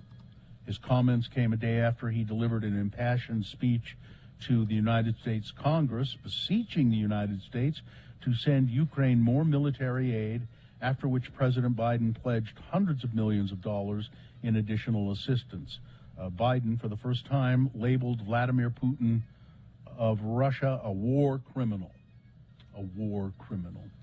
There is that conversation about the no-fly zone, which I don't think we're going to try to do. No. But there is a lot of talk about sending MiG fighter jets to Poland, where Ukraine pilots can access them. And apparently they know how to fly those. Yes. They have some training in those. They don't have any training on American fighter the jets. MiGs are, And it seems weird to me. Aren't MiGs made by Russia? Russian, yeah. Yeah, they're Russian made. That is so weird that they would. I don't know who has them. Do we have them? Poland we have has some them. that we Poland can send has there? them. Poland has them already. Yeah, and Poland is concerned because they're right there on the border with Russia. Man. 3 new COVID deaths in Utah yesterday, reported anyway yesterday. They didn't just happen yesterday. They were reported. There are now just 172 people currently hospitalized with COVID in Utah. In the rolling 7-day average for positive tests, it's 162 per day. So everything's still going down. Hopefully that will continue, but there are COVID surges happening in Europe now, and there's fear that it will come to America. So now is a good time. If you haven't got your booster yet, don't think, well, everything looks better and I haven't gotten the booster yet, so I guess I don't need it. Now's the perfect time to protect yourself for when the next wave comes, which it will come. The Utah Supreme Court will decide if cell phone passcodes are protected under the Fifth Amendment, the Fifth Amendment right against self-incrimination. On Wednesday, the Utah Supreme Court heard arguments in a case involving a man convicted of kidnapping, assaulting, and robbing his ex-girlfriend. Police sought a warrant for Alonzo Margo Valdez's cell phone as part of their case. However, he refused to give them the passcode for the phone's lock screen. At trial, prosecutors argued to a jury that Valdez's refusal to give up the passcode implied he was guilty. The Utah Court of Appeals sided with Valdez that the passcode was protected under the Fifth Amendment. The Utah Attorney General's office appealed that ruling to the Utah Supreme Court.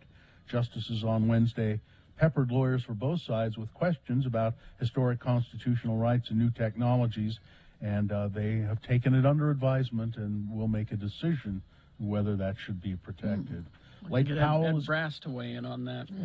Lake Powell has reached historic low levels, and are we still calling it Lake Powell, or is it time to start calling it something else? It's the Powell Pond. We're going to start calling it Powell's Pond. The new level marks the lowest the lake has been since it was filled after the Colorado River was dammed at Glen Canyon. Experts agree that the lake may rise a little bit as snow melts this year, but they also say it's a short-term solution, and now they're saying we're getting very close to not being able to generate any power because the water level is so low. There was a big earthquake again off Japan's coast, off Fukushima, where that huge earthquake and tsunami occurred and destroyed that nuclear plant. There are fears that tsunami will happen. There is still not a lot of information about what damage was done, but it was a pretty big earthquake, 7.4 magnitude. They say a lot of people were injured. Gina, I know you'll find this interesting. What's that? It's not over yet. What? A judge in Baltimore has ordered new DNA testing in the case of Adnan Syed. Oh, Serial. Whose murder conviction was the subject of the hugely popular first season of the Serial podcast.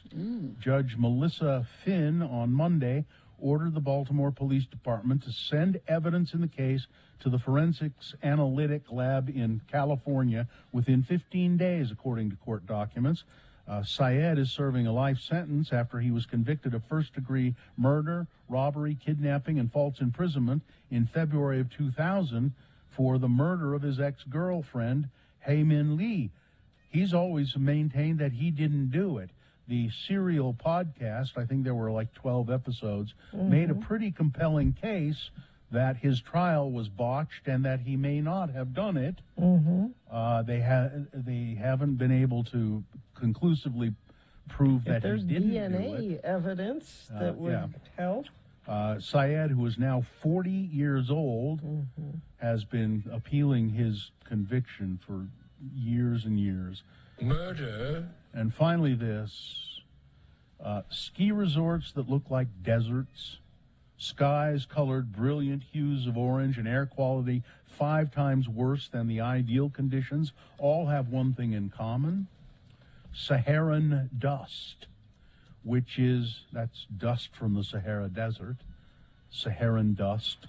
It sounds to me like a stripper, but I don't know. It's expected to worsen over Western and Central Europe and bring what they call blood rain to Europe. Of course. A large brown swath of Saharan dust can right now be seen in numerous satellite images blanketing much of Portugal, Spain, and France, leading to air quality concerns and hazy skies. It's particles of dust. Strong winds from storm cells, Storm Celia is the name of the storm, off of Africa, picked up dust from the Sahara Desert, lofted it into the atmosphere. Apparently you can see it in the sky.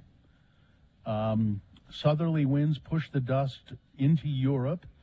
Apparently it's very haunting looking. The skies are orange in many places. And blood rain, well, when it rains, the big droplets of rain bring that dust down onto the ground, and it's reddish brown. Perfect. It's blood rain. So it really is one more sign of the apocalypse. Biblical. We need 7 signs, I think, don't we? We're close. We almost got them all. All right, that's it. Weather, traffic. Well, today it looks like a nice day. No blood rain in the forecast for us. Sunny skies and a high of 51. Yet, our next chance of rain, I think it's just the regular kind, Saturday night into Sunday, could possibly get cold enough that would turn into snow. Definitely in the mountains, not necessarily down here in the valleys. Traffic, only one incident being reported by UDOT. That's a crash northbound I-15 ramp to go westbound I-80. It is affecting the left shoulder there. Let me check our message stream, see if friends of the program have sent in anything. No, that looks like we're doing well this morning. If you see something that is not doing well and you want to share it with friends of the program, you can text it to us, 33986, and I'll pass it along. X96 presents The Offspring live at Union Event Center on April 29th. I think both Corey and Todd have tickets to that show to give away later today, so be listening to their shows. You can also get more information at x96.com. Here's boner candidate number 3. Herschel, you're just getting too smart for us. This is a story about Herschel Walker, former football great. He is running for Senate in Georgia. I think so, yeah. There was an article about him in the New York Daily News, and this is interesting, I think. It says, he had the audience enraptured. The crowd of evangelicals at Sugar Hill Church in Georgia hung on his every word. He spoke softly with a smile, telling his personal story of finding the Lord, loving Jesus. He wove in parables and allegories that seemed spontaneous and well-rehearsed at the same time. He seemed humble, even as this person writing this says, when you hear him speak and he comes across to the people, he's very compelling. Did he talk about holding a gun to his wife's head? Did he talk about the time he did that? But I don't know. Maybe you could look into that. But the Republican frontrunner for the Senate seat in Georgia said this as he was being interviewed by a pastor. Well, at one time science said man came from apes. Did it not? Walker said, while speaking to the pastor of the Sugar Hill Church in Georgia. Every time I hear or read that, says Herschel Walker, I think to myself, you just don't read the same Bible that I did. If that's true, if we came from apes, why are there still apes? Think about it, Walker said, posing the question to Pastor Allen and to the crowd. Pastor Allen responded, Herschel, you're just getting too smart for us. Did he really? Yes. Jeez. Think about this. We have an evolution that is, we've gotten so intelligent that it is still true. Well, then why are there still apes? He he played that one, did he? Think about it. That's a way Homer there. You think about that, huh? There you go. Well, I didn't come from no monkey's butthole. See? He has, as Gina alluded to, faced other controversy in this campaign. His ex-wife, Cindy, claimed in her divorce filings that Walker was physically abusive toward her and threatened to kill her, which prompted Ms. Cindy, now Grossman, to seek a protective order against him. She said, Herschel put a gun to my head in 2008 and threatened to murder me. But when you hear him speak, apparently he's very... Well, if he's been looking to the Bible for science, maybe that's where he's making his first mistakes. I don't think it's too much to ask for people that are public servants to not be people that are capable of threatening their spouse with a gun. You think? I think that's the lowest possible bar. We'd have to eliminate about a third of the people in public office then, Gina. Yeah. About a third, I would think. All right. Boner candidate. He's the front runner. For the Republican nomination. Yeah. He will probably win the nomination. Don't say that. Okay. He probably won't win. Can I Thank say you. that? Yeah, you No, should he say probably that. won't win. Even though he's the front runner and people seem to really like him, he probably won't win. Well, I didn't come from no monkey's butthole. That's number 3. All right. Let's review the first two and vote. Number 1, well, maybe the next time I'll hear a proper goodbye. This is the story of Herschel Walker, who strangled oh, no, this is a different story. This is a 19-year-old man in Texas who, because he didn't receive from his girlfriend what he considered a proper goodbye, he bit her and strangled her. And the strangling, the cop said, caused redness. So, you know what happened. Boner candidate number 2, I guess it's okay if you're a jerk. Is it okay to send your friends a bill when you host a dinner party? That's what happened to one podcaster in Los Angeles. And Boner candidate number 3, Herschel, you're just getting too smart for us. Okay, let's go. You've got to decide of these 3 candidates which one is the worst, which one deserves to go forward to Boner Fight and get that chance to become Boner of the Day. Winning here does not make it Boner of the Day. This is round 1. We send this candidate forward to Boner Dome. Then we do this again at 8:20 at round 2. 3 more candidates. Another one sent forward to Boner Dome. Then you vote for Boner of the Day at 9:20. That's when Boner Fight happens. Right now, send one of these 3 forward from this round 1 1, 2, or 3. Remember your candidate number, the one that you think should win. Put that single digit in the message of a text, then text that to 33986.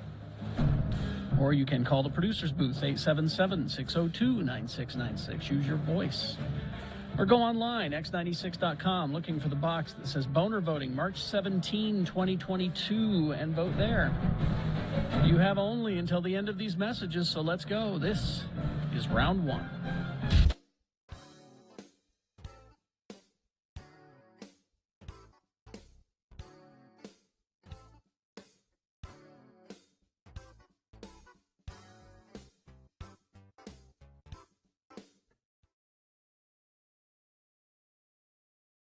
Here's what Kerry Jackson is doing when he's not on the air. Yes, Mr. Jackson, thank you for coming into my office.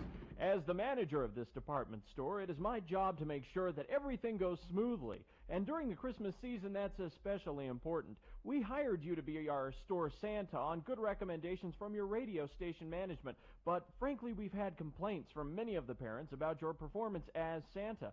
Now, how do you begin each visit with a child? Well, first off, I have them shake my hand. Shake your hand? Yes, I'm the hand-shaking Santa. You don't let the children sit on your lap? No, the hand-shaking Santa wouldn't do that. And do you have any idea how germy little children are? You know what I really hate is that little kid smell. You know the smell I'm talking about. I see. And then they tell you what they want for Christmas. Well, after they've shaken my hand, I ask them to write an essay about how good or bad they've been during the year, and then they're asked to list what they want for Christmas. Now, that list is then submitted to one of my elves, and the essay is graded and placed in the Handshaking Santa essay box. You have paper and pencils for them in Santa's castle? No, the Handshaking Santa does not provide essay materials. If the children are unprepared, it's no concern of mine. Uh-huh. Well, I think I've heard quite enough. Oh, fine. My break is just about over, and I still have to disinfect my fingernails and put on a fresh pair of gloves before I have to greet the little vermin again. Get away from the Handshaking Santa, you dirty, dirty little children. Oh my God. Miss Johnson, would you call the radio station we hired this Santa from? We need a replacement immediately. Here's what Bill Allred is doing when he's not on the air. Ho, ho, ho, ho, ho, ho, ho. Welcome to Santa's castle. Merry Christmas. Santa, why are you lying on the floor? I'm the leg wrestling Santa. Tell me what you want for Christmas. Well, I want the white Power Ranger and the Nerf Ball Zuka. All right then, Sonny. Lie down here right next to me. You do know how to leg wrestle, don't you? Oh, yes, Santa, but couldn't I just sit on your lap? Oh, no. The leg wrestling Santa wouldn't do that. All right now, Sonny. If you beat me, then you'll get everything you asked for. Okay. If not, you'll get a lump of coal in your stocking. And an orange. Oh. Here we go. Okay. 1, 2, 3.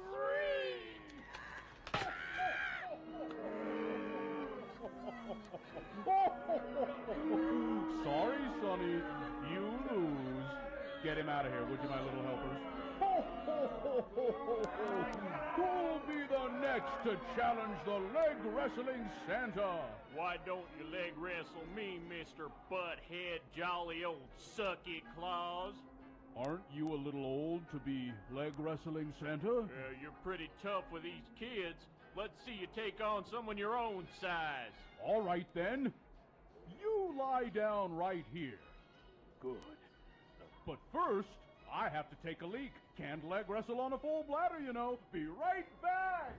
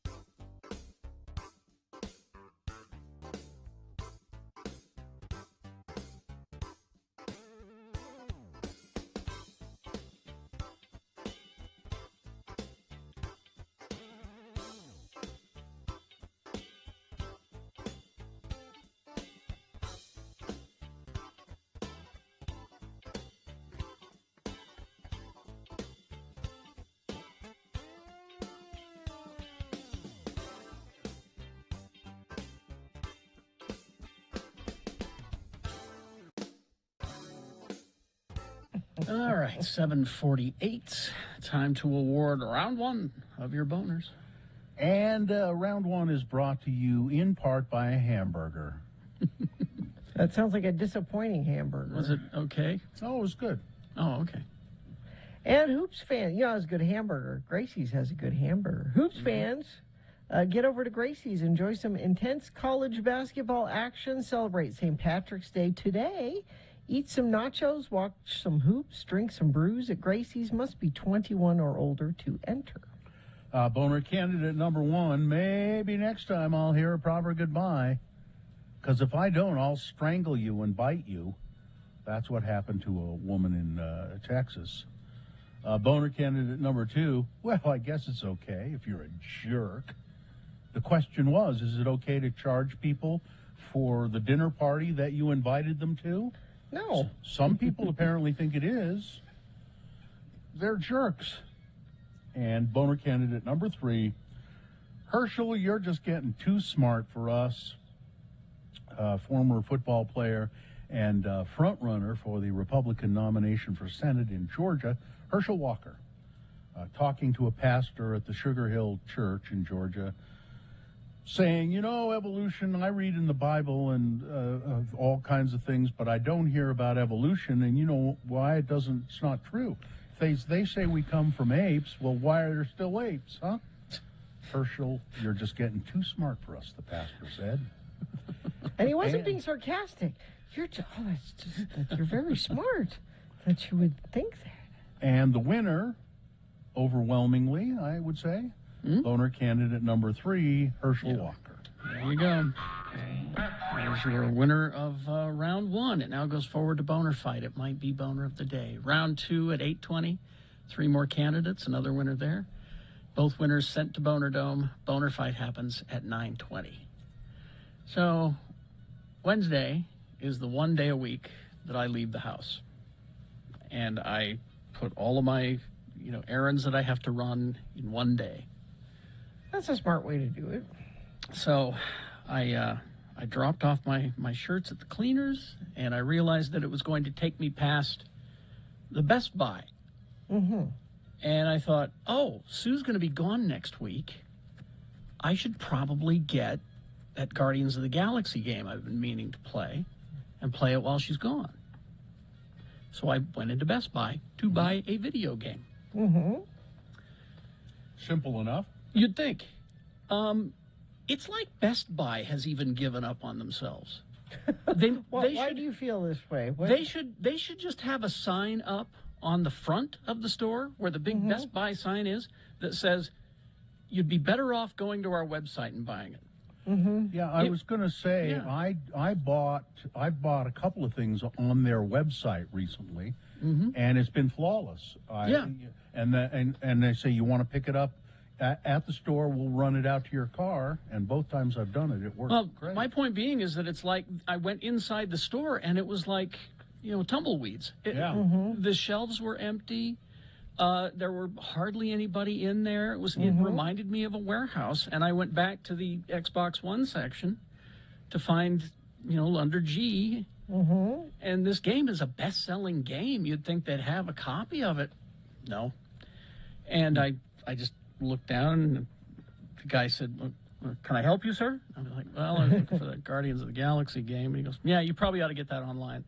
Yeah, I mean, they've just given up. That's where it's not just Best Buy. That's where shopping happens now. It's all which I don't, I try to support the brick and mortar, but there you go. That's what I get for it. So then I go to get my hair cut. I've been going to get my hair cut the same place for, 25 years maybe.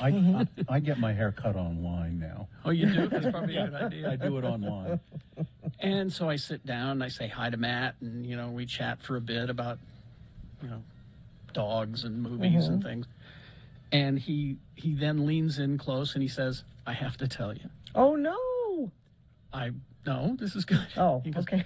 "I have to tell you. And I don't talk about work, but I love the mayor of Mona and Denver Creek." I thought he was going to say, "I'm retiring. I'm not cutting hair anymore." Like you're being denied at every stop. He loves the Mayor Mona. I love the Mayor Mona and Denver Criddle. I just love that bit so much. And I went, "Oh well, thank you." I said, "That's an old bit that we brought back," and that conversation led from where did that come from and blah blah blah. And then I brought up. I said, I think it may have sprung from the Times News. Because the Times News. The editor of the Times News would send us, copies of the paper every week. Marianne Gibson, and so I'm laughing and telling Matt about the Times News, and I said it's hilarious to read the police blotter because it's things like suspicious man, or suspicious dog, or. Now the place where I get my hair cut, it's an older house and it's just been converted into a hair salon. Right. So I'm in the front room with Matt, and then there's another stylist there with another client. And I said, what's great about the Times News is not only reading the police blotters, it's like they have one reporter, and her name is Myrna Troutvein. Yeah. Because Matt loves Utah names. Yeah. The chair across the room from me. No. The woman getting her hair done. No. Said, I know Myrna. Of course. It's Troutvein. And that's exactly what she said. It's not Troutvein, it's Troutvein. She corrected me on the pronunciation. Yay. I love this story. Marianne used to get a little exasperated with us because we would say, I would always say it's Myrna Troutvein. No, it's Troutvein. Yeah, that's exactly what she said. I know Myrna, and it's Troutvein. I know Myrna. And Myrna is the hardest working journalist in Utah. And I said, how do you know? He said, it's from academia. They all were in the schools. They worked in the schools. And I said, so you know Marianne Gibson? Yes, I know Marianne Gibson. Wow. Myrna wrote every story for the Times News, almost every story. And that went from small lake city to small state city real quick there. Yeah. I just thought, what an odd thing. Yeah, occasionally Marianne or her husband, Dawn, wrote some of the stories, but Myrna did most of them. She did most of the reporting. Or Rebecca, her daughter. Rebecca, her daughter, that's right. who last I knew was running the paper, because I think Marianne's health is failing a bit. And Christopher is a nurse and checks in with us. Yeah, that's right. Quite often. Her son. Yes, he's in the chat room just about every morning. But I just had to laugh at that. It was small. What are the odds that you would be talking about Myrna? But know that the Mayor Mona and Denver Criddle have fans. Oh, good. All right. Marianne Gibson also notable. Not only did she and her husband produce the Times News. I don't think it was it wasn't the Nephi. It was like the Juab County Times News, I think. She also did a needlepoint of a photograph of us, the three of us, and it's on my desk. Yeah, she took the photograph and did a needlepoint of it, and it was amazing. Yeah, just amazing. Who has that? Is it on Gina's desk? It's on my desk. Yeah, I love that. We got to hang that up somewhere where people can see it. Well, where are these people? Let's wait a few months. Who are the people? Well, and let's wait a few months, because it may be hanging in your house, Gina. Maybe a different wall. Maybe we'll fight over who gets it. Exactly. It'll be in a cardboard box, and we'll have to fight over it. Yeah. All right. Let's take a break. We will be back. Sean Means reviewing movies coming up after these. KXRK Provo.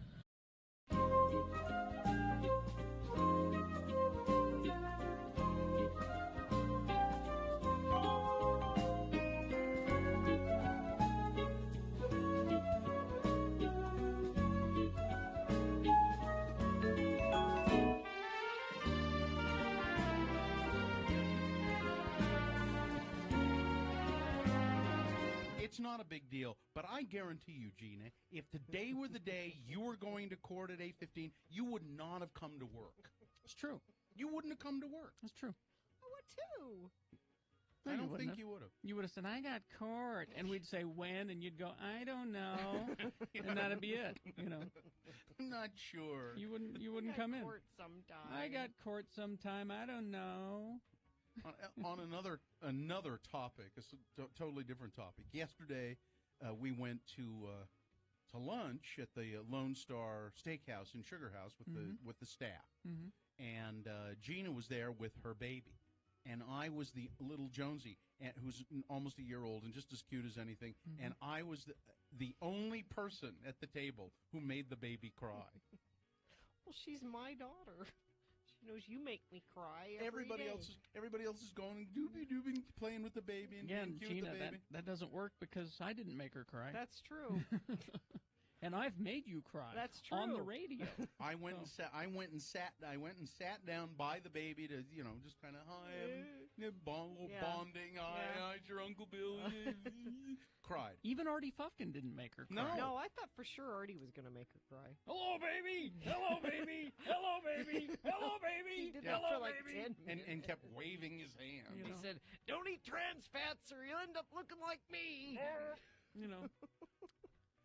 Even Artie didn't make the baby cry. Artie could have picked the baby up and placed the baby in his mouth, and the baby wouldn't have cried. The whole head, and the baby wouldn't have cried. I think it's your facial hair. Might make you look scary. I'm just guessing. Was I the only one there with facial hair? Mm-hmm. Well, Heather. Just kidding, Heather. She hasn't experienced a lot of facial hair. Maybe. I don't know. And then I brought her over to you later. Like, it's safe with mommy holding you kind of thing. And I gave Bill a hug. See, he's nice. She didn't cry then, but she was barely holding it. She had the face. Barely holding it together. She had the you could see face. she was just like any second she was just going to. It was the face. We were there for 2 hours, and she was good the whole time we were there. I didn't have to get up and walk around with her once. Are you surprised? No, but... Are you bragging? Yes. Okay. So she's like that all the time. You're just bragging. Yes. Yeah. And she didn't do that once, does she usually? Well, no. Well, wow. She ate all kinds of things for lunch I didn't eat. She had tomatoes. She ate the tomatoes off my salad and my onions. Did not. And then, she ate all my onions, and then I picked onions. She really ate onions? onions? Yeah. Loves onions. Then I said, Carrie, you can eat that onion? Here. But she doesn't have teeth. She has 4. That onion even had blue cheese dressing on it, Yeah. Gina, which is something That's else what that you I'm wouldn't saying. eat. Well, now that says a lot to me, and because when I sat down by the baby, and maybe this is why she cried, I went, "Hi, honey. God, your breath stinks." That's why she cried. That's why she cried.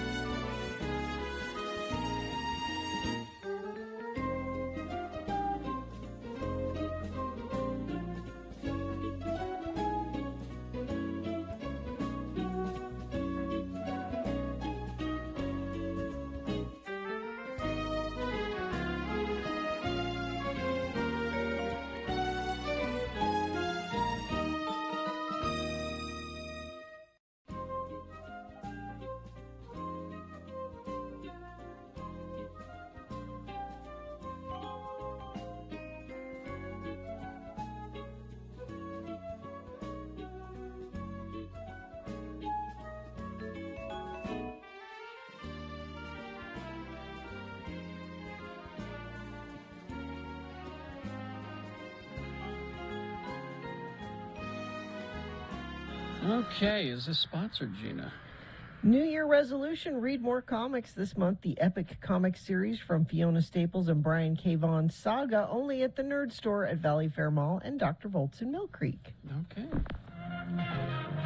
It's time to review some movies with Sean Means. Sean is the culture editor. He edits all of the culture. that goes into the Salt Lake Tribune. You can read Sean's work at sltrib.com. Sean is also a movie reviewer. He reviews movies here on our show, and he also posts them all on moviecricket.net, and that's where you can find all kinds of stuff. Good morning, Sean. Good morning. What do we got?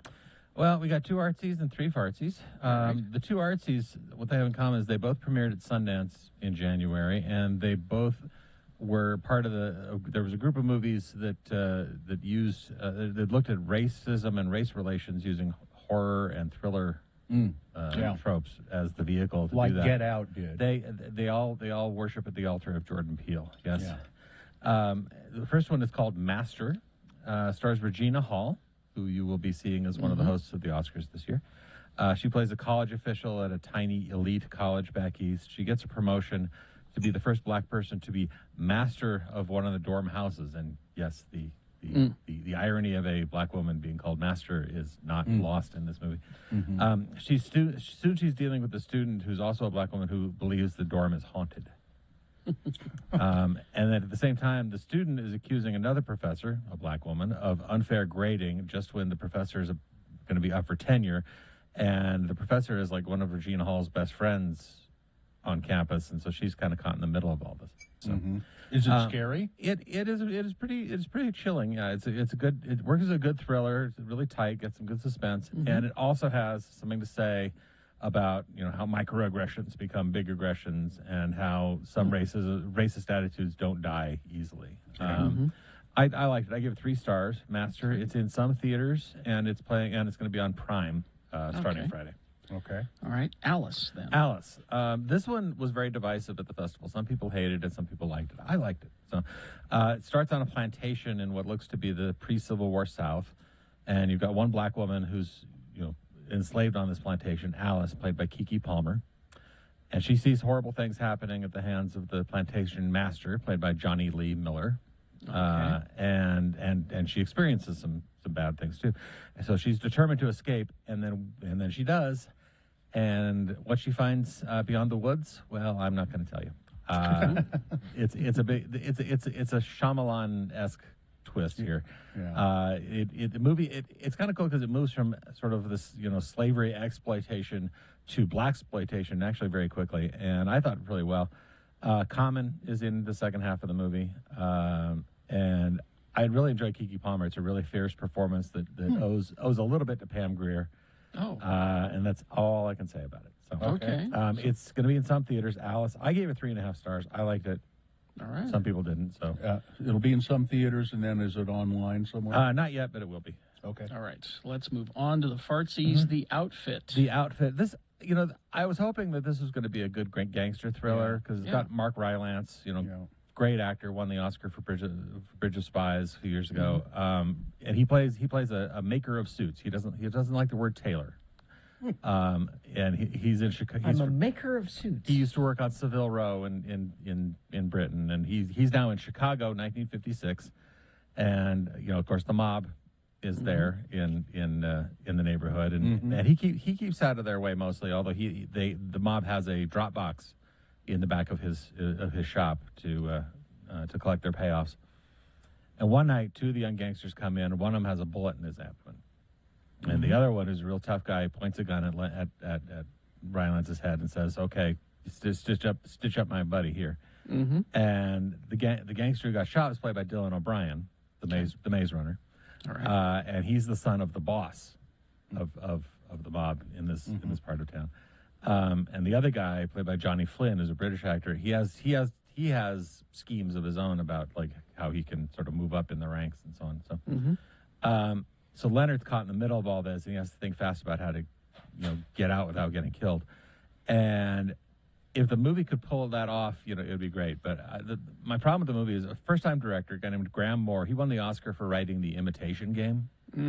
And for my money, the weakest thing in that movie was the script. So, and if you didn't know better, you'd think he was adapting a stage play and not doing it very well, because everything happens in the tailor shop. Everything happens in this one area. It's very claustrophobic, and you have these British actors trying to do Chicago accents. but not quite good. Not huh? quite, not quite good. I was hoping for a lot better. You almost wish you were seeing it as a play because you'd be a little more forgiving. Did I see? Is there a car chase in this movie? Not inside Okay. not inside All the right. Taylor store. All No. right. Okay. I gave it 2.5 stars. The outfit, it's in theaters. So. All right. X. This is a horror movie that starts about being a porn movie, and it turns out that those two genres have a lot in common. In that eventually you have to show the goods. That's The premise takes a little bit to set up. It's 1979, and you got this group of people from Houston go out to a remote farm, and they're going to go make a porno movie. Mm-hmm. And they're going to be, and they're saying, this is going to be, if we get half the money Debbie Does Dallas made, we'll be rich. Blah blah blah. But it's a farm in rural Texas. It's a farm in rural Texas. Uh-oh. And it's nobody's going to bug them while they make their movie, but the old guy who owns the farm. Yeah. And he's got a wife upstairs in the window, looking a little squirrely. Oh, well, there you go. And he doesn't like what's going on out there. Of course so not. as soon as it gets dark, all the sex starts turning to violence. So. I am looking at the trailer online as you're speaking, and I'm looking, no sound. There are a lot of camera shots that are reminiscent of Chainsaw Massacre. Yeah, it's got that vibe to it. The writer director Ty West, he's one of these, we're going to bring back the old school horror, kind of guys. And there's a little bit of Texas Chainsaw Massacre in the production quality here, and sort of riffing on that too. And it's definitely a movie about making a movie. And you got a good cast: Mia Goth, Brittany Snow, Jenna Ortega, Scott Mescudi, Kid Cudi, and you have this student filmmaker. They've hired like the student filmmaker, and he thinks he's going to be the next Orson Welles making this porn movie. But, how many stars? You give it? I gave it 3 stars. It does work pretty effectively as a very gory horror movie. Okay. Now it's called X, but it is rated R. It is rated R. Yes. Okay. What's next? Deep Water. Deep Water. This is Ben Affleck and Anna de Armas, and I think they were making this back when they were dating. Mm-hmm. That's how old this is. Yeah, it's been on the shelf a bit. Yes, they play a married couple who seem to have this sort of arrangement. He's a rich tech genius. And she fools around with other men, and it seems like he's letting her as long as she doesn't leave him and leave their daughter. Oh, sure. But one of her lovers has gone missing, and later one of them drowns in a pool, and suddenly there's a few of the neighbors who think maybe Ben Affleck might have done something, and that which kind of turns the wife on a little, because at least he's showing some You passion or must something. really love me if you There's kill my a little- lovers. There's a little of that. Yeah. Going. This is directed by Adrian Lyne, who hasn't made a movie in 20 years. Mm-hmm. But this is the sort of thing he used to do in his sleep. He did Fatal Attraction, Indecent Proposal, Unfaithful. Is that level of sort of erotic thriller, and he gets the tension built up pretty strongly. And he's got, Ben Affleck and Anna de Armas do look pretty hot together. Here's the thing. We're starting to come to the realization that Ben Affleck is actually a good actor. Yeah, Yeah. he can be. We get all the jokes, all the Batfleck jokes, everything else about him sometimes, but he actually is a good actor, and he does this sort of brooding, is he or isn't he thing really well. It's very very much like what he did in Gone Girl. Mm-hmm. How many stars? I gave it 3 stars. The ending is a mess. It kind of goes off the rails at the end, but I gave it 3 stars. It's called Deep Water, and it's streaming on Hulu starting tomorrow. Nice. All right. Some good stuff this week. Thank you. What do we got next week? Next week we got The Lost City on Netflix with Sandra Bullock as wearing what appears to be a giant bike reflector. Okay. I'm kind of curious about that one. I am too. It's Brad Pitt and Channing Tatum, and I think Brad's only in it for a minute. Yeah, I don't care. I think everything you see in the trailer is what you'll see of Brad, pretty much. The Lost City. It'll be fun. All right. Thank you, Sean. Sean means everybody. Traffic, Gina, please. Crash northbound I-15, milepost 274. This is 100 north in Linden, off to the right shoulder. 2100 north 14th west I-15. This is Lehigh. Crash northbound I-15, the ramp to go westbound I-80 in Salt Lake. And looks like that's about it. Let me check our message stream, see if friends of the program have sent in any traffic updates. You get to be part of the program when you do that. If you see something, text it to us, 33986. X96 welcomes the International Sportsman's Expo 2022 to Mountain America Expo Center, March 17th through the 20th. Bill Allred will be there on Friday, broadcasting live. And if you go to x96.com, you can get details on how you can enter to win a $250 Sportsman's Warehouse gift card. All right, so we got round two. Round two of your boners. Here are the candidates you are considering. Number one, well, that's a fine howdy do. Boner candidate number two, war does not excuse a fashion faux pas. And boner candidate number three, Phil, you could have just knocked on her door. Good round of boner candidates coming up here for round two. Stand by, get ready to vote after these. BigOTires.com. Yeah, Big O Tires, that O in Big O, if you look at their sign, it's a tire. Oh. Oh. Big O Tires, the team you trust. There are a lot of them along the Wasatch Front, and I'm sure there's one very close to your home. So go to bigotires.com and find one. I go to the one on Highland Drive, but I've used other Big O's. I've been places where I've had tire trouble, and I've just pulled into any of them. They're all nice. They're all wonderful. They're all helpful. And it's not just tires they do there. Batteries, fluids, oil changes, brakes, alignments, windshield wipers, all that kind of stuff. Yeah, and right now you can save up to $100 instantly on select in-stock sets of Cooper, Nitto, and Pirelli brand tires, but Big O guarantees the lowest price on every tire every day. I like the Big O brand tire myself, but try some of the others. Maybe you're loyal to Pirelli or whatever it is. They'll have it. Go to bigotires.com.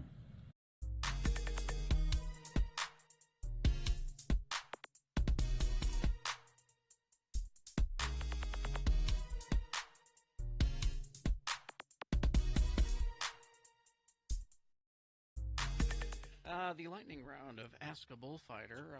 You could still get in a phone question if you want, 801-359-9696 or 877-602-9696. But we have a lot of text questions. How about your health insurance, Ammon?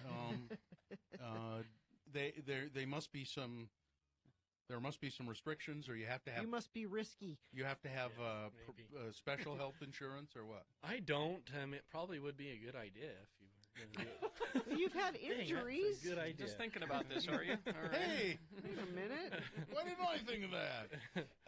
So what do you? I mean, has your health insurance covered you so far? Yeah, on the cases where I've needed to go, a lot of the injuries are, you're just going to be sore. You can't really do much for it. Cinch you up. We just cinch you up on the kitchen table. Yeah. Until that big brain injury comes around, then you're going to wish you had it. Let's see. Text question. Not me, of course. I want to ride a bull once before I die. How would I go about doing this? Good. Well, that's his bucket list, I guess. Yeah, it's probably easier than a lot of people think. Make it the last item on your bucket list. And finally, actually, the Broken Heart Rodeo Company has practice where they buck out some of their younger animals just to see how well they'll perform. And I'm not sure if he's still doing it, but usually it's every Wednesday night in Ogden at the Golden Spike Arena. Really? Show up and yeah, like there's kids from high school that come and get on, or guys from college that just haven't been riding for a while that want to get back in. You have to pay a little fee to do it. Yeah, I think it's like $20, and usually there's enough guys there that have the equipment that if somebody, I've been there before when people have shown up that have never been on an animal before. I don't have my own rigging. Yeah, they help them do it. So listen to you. That would be a good. And I know on the website, on the Golden Spike Arena website, there's a calendar, and it'll list on the days that they have practice. All right. Let's see. How many bones have you broken? Pretty standard question. Probably 5. 5?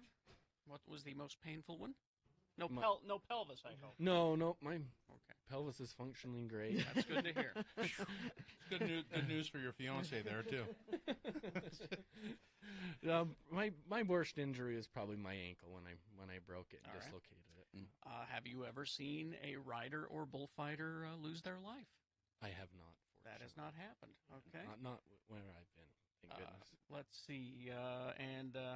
Do you have to be a big guy to be a bull Yeah, fighter? I would think because you're over 6 feet, I would think you'd want to be a little guy, like a smaller target. Yeah.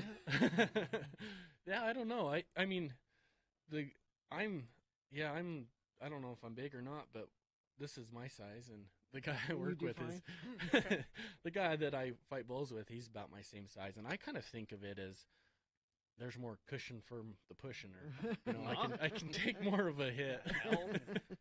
And so The maybe if I was a little horns, smaller, maybe if I was smaller, I'd break more bones because I got some padding. I don't know, but And let's see. Growing up in Franklin, Idaho, where there was nothing to do, have you ever gone cow tipping? No, I actually we tried one time to see how close we could get, but they weren't really sleeping. So. Well, you got to make sure. Isn't that just a myth? I kind of think it is. You can't push a cow over when they're asleep. Gina, I'm going to look it up. That's bull. Look it up. That's bull is what that is.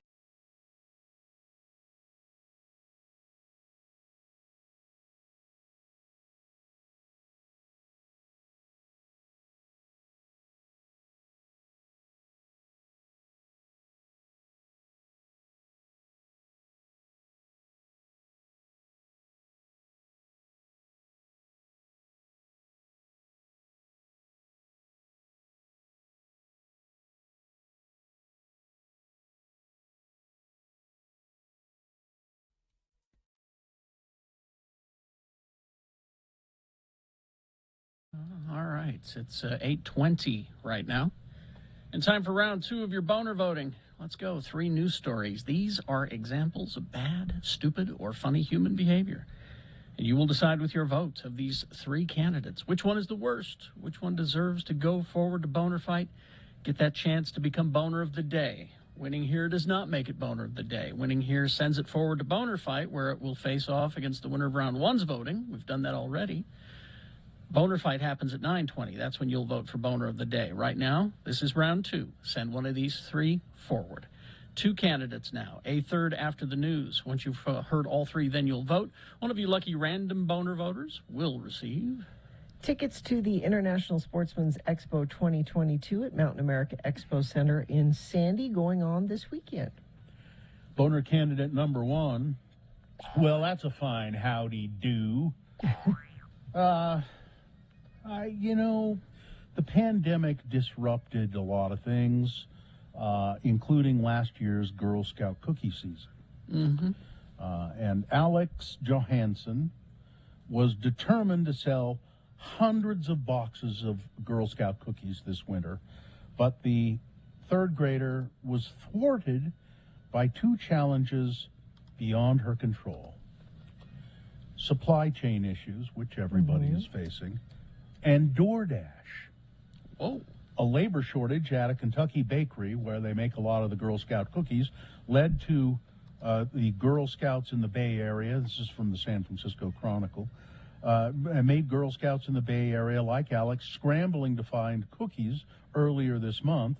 Mere weeks after cookie sales began, though, Alex sold out her entire supply, apart from 3 boxes of Lemon Ups, which nobody likes those, really. With seemingly no more cookies available in the region, she had to turn down family friends who wanted Thin Mints or Samoas. She just couldn't get any more. But then her mom, Liz, found something even more frustrating. While she couldn't get more cookies for her daughter to sell, she found every single kind of cookie available on DoorDash. And the company would deliver the same day at her Lafayette home from Concord, California, just 3 towns away, and for only $3.99 a box. Girl Scouts partnership with DoorDash allowed troops to sell cookies on the delivery platform.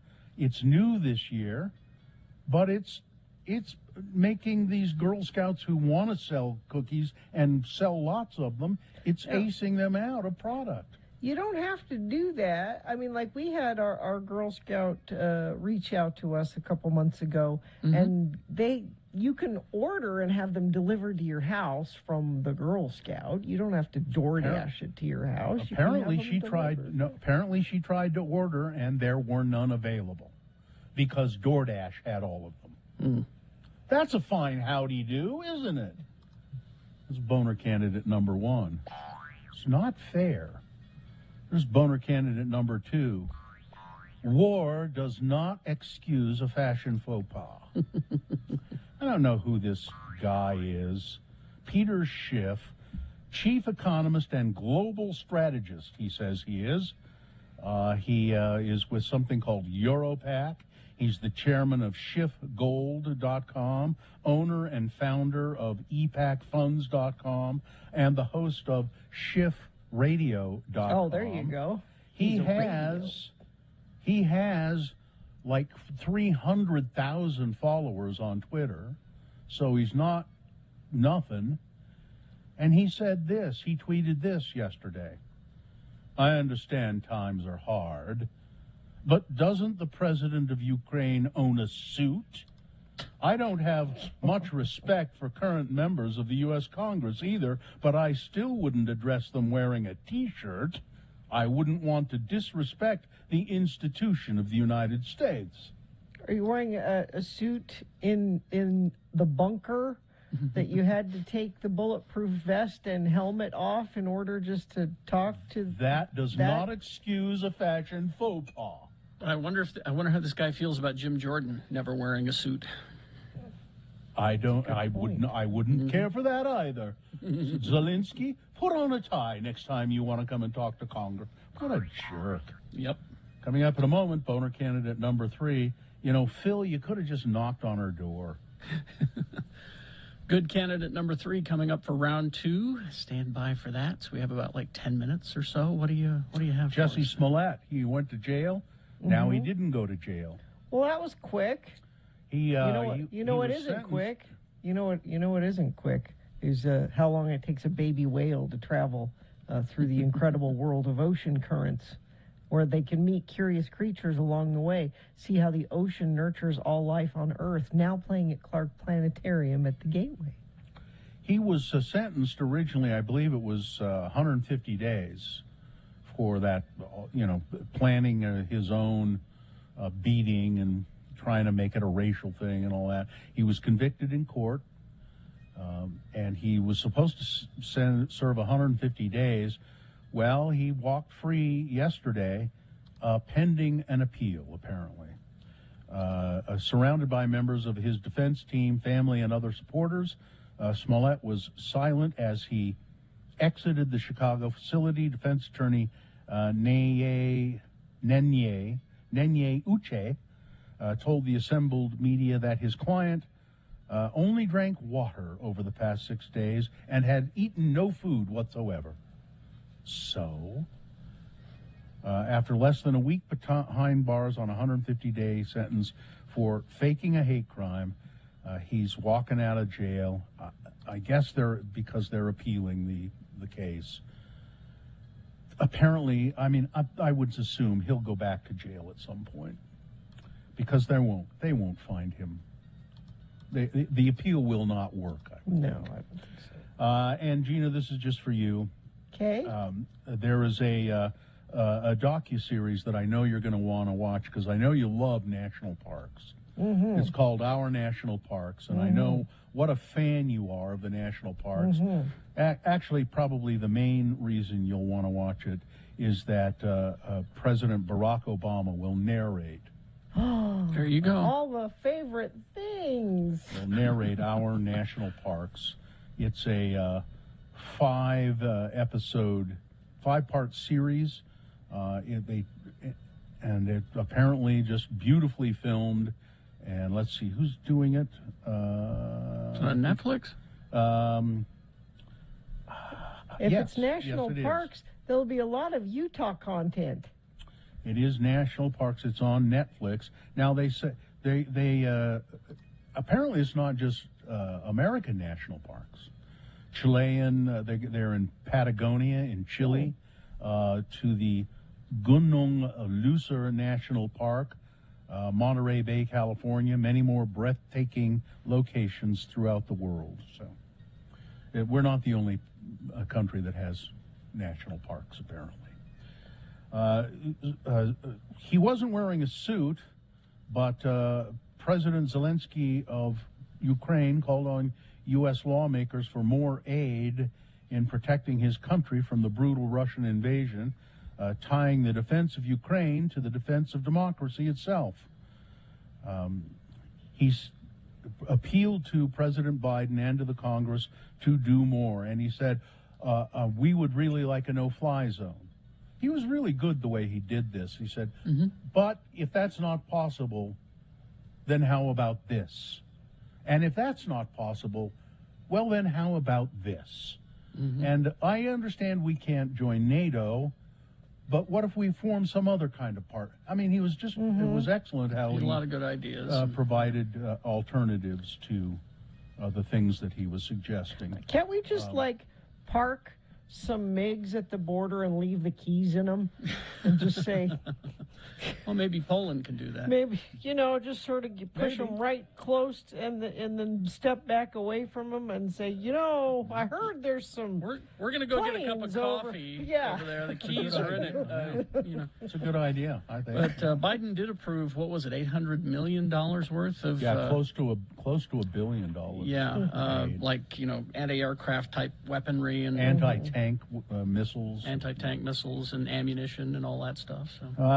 There was a big problem up to the Hogle Zoo, and the family of a 2-year-old child is suing.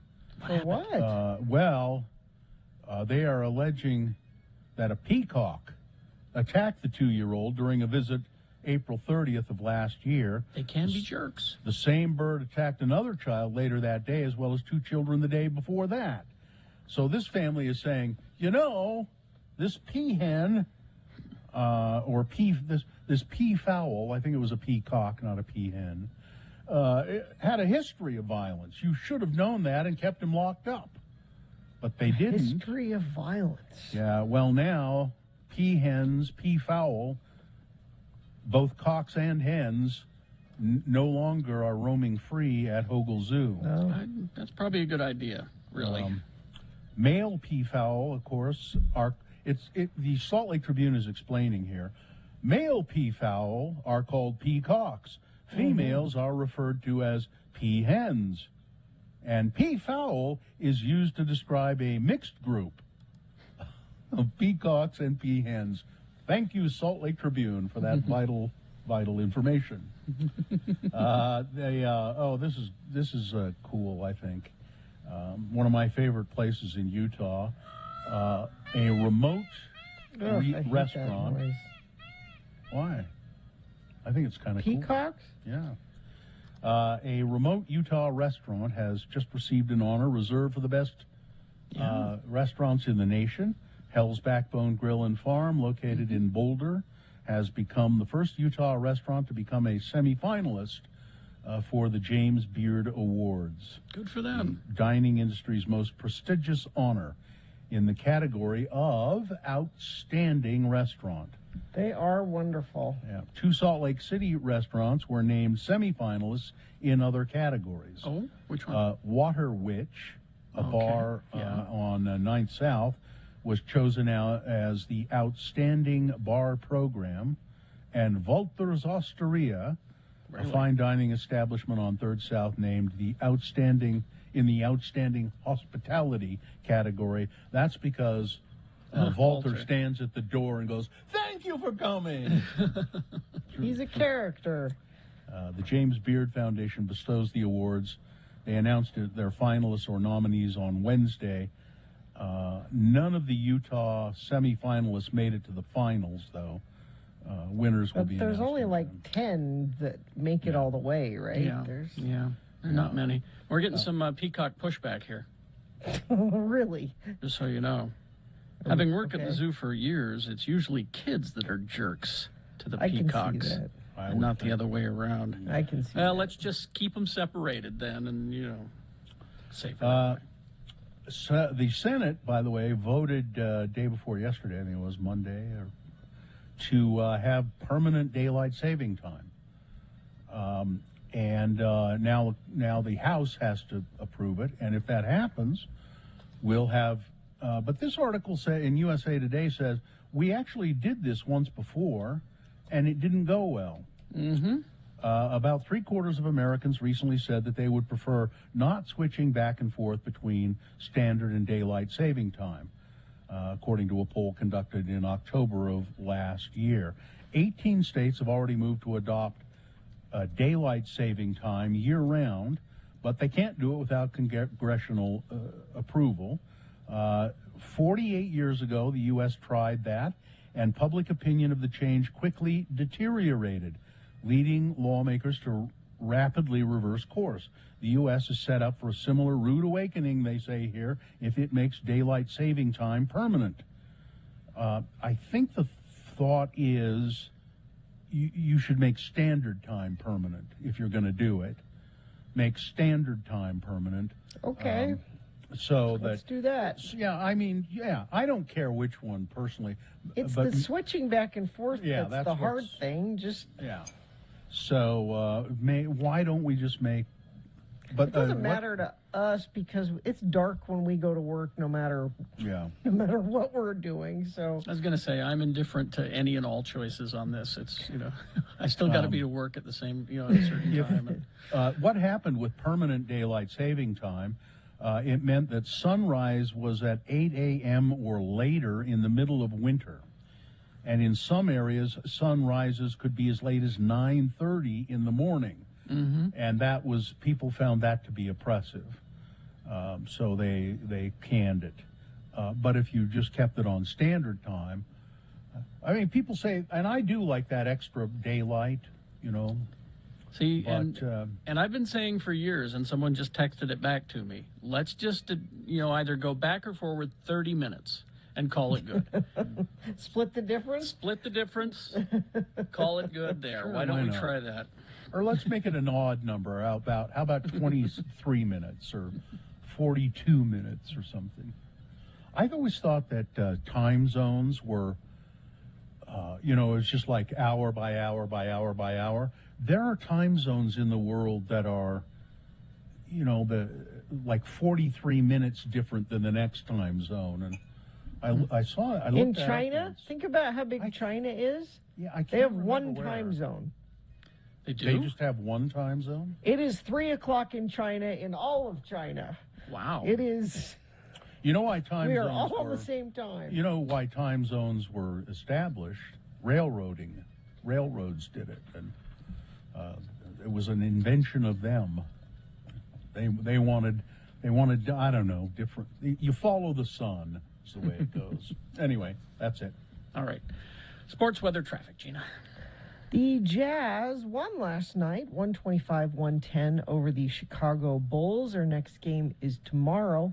And March Madness, here it is. We had just the first four yesterday, and that gave you Notre Dame over Rutgers, 89-87, and Wright State over Bryant, 93-82. But the real thing starts today, and there's too many games to mention. You got your brackets out. You know what you're doing. It's I don't need to tell you about that.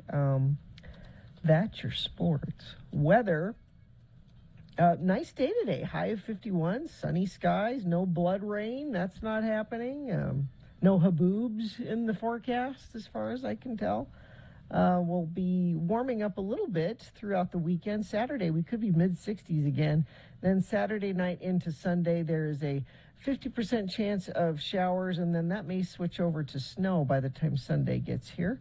And much colder. We'll be back down into the 40s. Traffic, we have a crash at the bottom of the exit ramp, 3200 west from eastbound 201 freeway. The exit ramp is closed, and delays are stretching from Mountain View Corridor to the I-215 West Belt on the 201 freeway eastbound. Quite a bit of slowage, at least according to the UDOT camera through that. Although that looks like that's about the only issue folks are dealing with. Let me check our message stream, see if friends of the program have sent in anything. Nope, but you always can. If you see something, just make sure it's safe for you to text. 33986 is where you do that. Locally owned Young Automotive Group has over 8 different brands across 6 automotive and power sport dealerships. Check out the variety online at youngautomotivegroup.com. Think Young, think Ogden. Boner candidate number 3. Phil, you could have just knocked on her door. Yep. Blanding, Utah resident Davina Smith made Utah history last year when she declared her candidacy for the Utah House of Representatives, making her the first Navajo or Diné woman to run for a seat in the state legislature. But Ms. Smith says that the latest turn of events in the campaign, a residency challenge filed by her opponent, is nothing new in San Juan County, where Native Americans have long, it says here long alleged, I don't think it's an allegation, I think it's true. They have long known that they are being suppressed by the white minority. The white minority.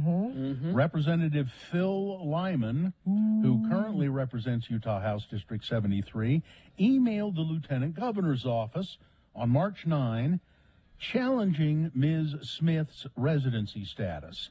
Lyman submitted 2 screenshots to Utah Director of Elections Ryan Cowley, according to emails reviewed by the Salt Lake Tribune. This is a formal complaint regarding what I believe may be a violation of the residency required to run for Utah legislature, Lyman wrote. Above are just a few screenshots that make me question her residency.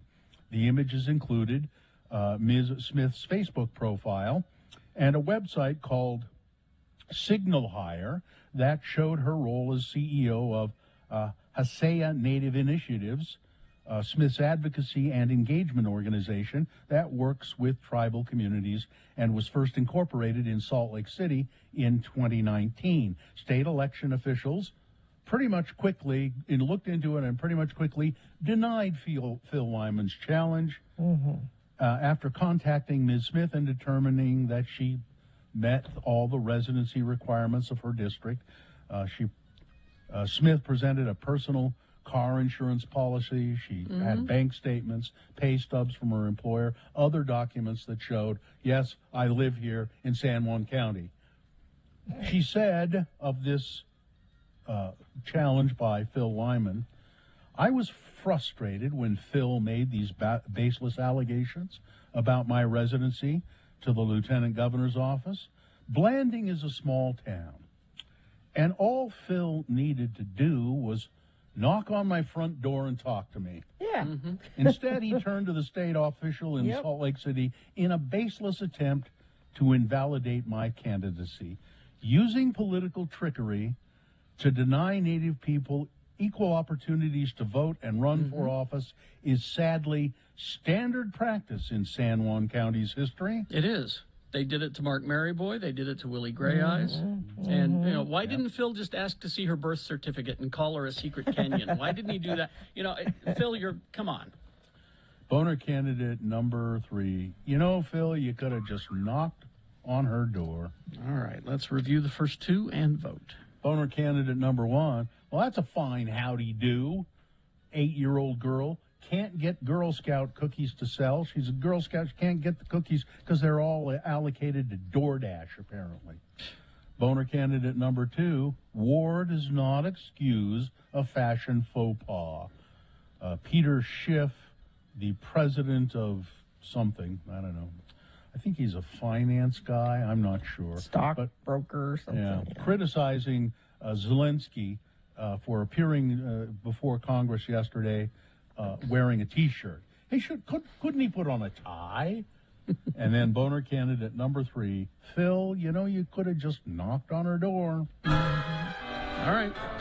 You've got to decide of these 3 candidates, which one is the worst, which one should go forward to Boner Fight and get that chance to become Boner of the Day.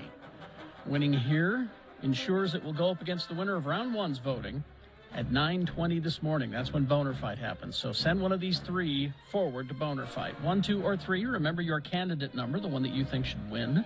Put that single digit in the message of a text. Text it to 33986. Or call the producer's booth, 877-602-9696. Use your voice. Or go online, x96.com. Look for the box that says Boner Voting March 17, 2022. Vote there. You have until the end of these messages. Let's go. This is round 2.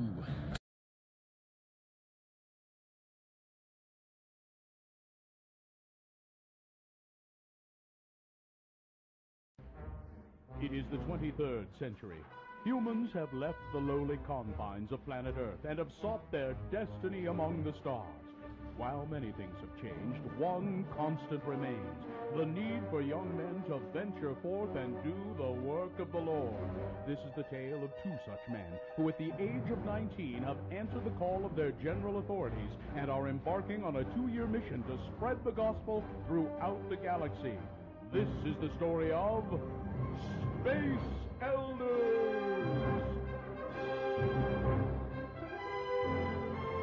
We join our elders as they pursue leads given them by Zone Leader Hansen. This episode finds elders Christiansen and Jensen trying to catch up to a rather well-known starship. Captain, scanners show 2 small one-man craft closing fast. Captain, they're hailing us. Analysis, Mr. Spock. Readings coming in now, sir. 2 single-occupant warp-capable 10-speed bikes. Spock, enough with the details. Who are they? There is a 99.7% probability they are LDS missionaries. Mr. Sulu, go to red alert. Evasive maneuvers. Armed photon torpedoes. Aye, Captain. No good, Captain. They're still closing in on us. Mr. Sulu, ready phasers? Phasers ready, sir. Damn it, Jim, don't you think that Starfleet would disapprove of you blasting away at unarmed missionaries? As much as I hate to agree with the so-called doctor, I believe his logic is sound on this matter. Oh, bite me, you pointy-eared half-breed. Bones, that's enough. Report, Mr. Sulu. While you and the others were bickering about our strategy, we were boarded by the missionaries. Mr. Sulu, where are they now? Turbo lift number 7 en route to the bridge. Hi, my name is Elder Christiansen, and this is my companion, Elder Jensen. We represent the Church of Jesus Christ of Latter-day Saints. You know, the Mormons. We're here to ask you if you've ever heard of our church, and if so, would you like to know more? Spock, what does the computer have on these Mormons? Fascinating, Captain. Church founded in the 19th century, has grown steadily since, preach a belief system involving an eternal afterlife, and encourage their members to abstain from drugs, including caffeine, gambling, and sex outside of marriage. Elder Christiansen, is this accurate? Yep, the pointy-eared half-breed is fairly accurate. No sex outside of marriage. My God, how barbaric. We wouldn't be able to fill an entire hour of TV time if I didn't stop to have sex with green, large-breasted women with blue hair every week. It would cause some difficulties for the riders, Captain. Spock, see if you can sneak around behind them and use the Vulcan nerve pinch on them. Excuse me, elders, but you seem to have some lint on the shoulders of your dark suits. Let me be of assistance. Quick, put them on their bikes and beam them into deep space. Could this be the end of our elders? Would Starfleet really frown upon firing photon torpedoes at missionaries? Why was Dr. McCoy always hanging out on the bridge when he should have been in sickbay? Find out the answers to these and other questions on the next nerve-pinching episode of Space Elders!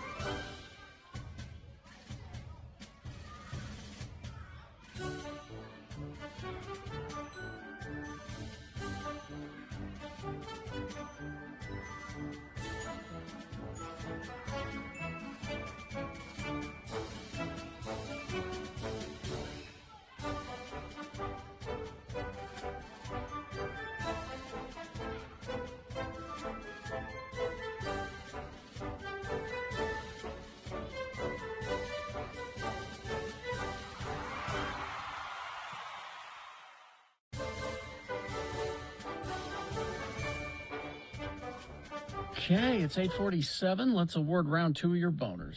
And that's brought to you in part by Shoestring French Fries. What were they like?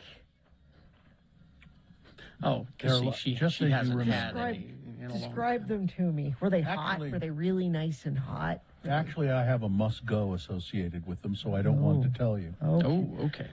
Hoops fans, get over to Gracie's, enjoy some intense college basketball action, and celebrate St. Patrick's Day this Thursday. Eat some nachos, watch some hoops, and drink some brews at Gracie's. Must be 21 or older to enter.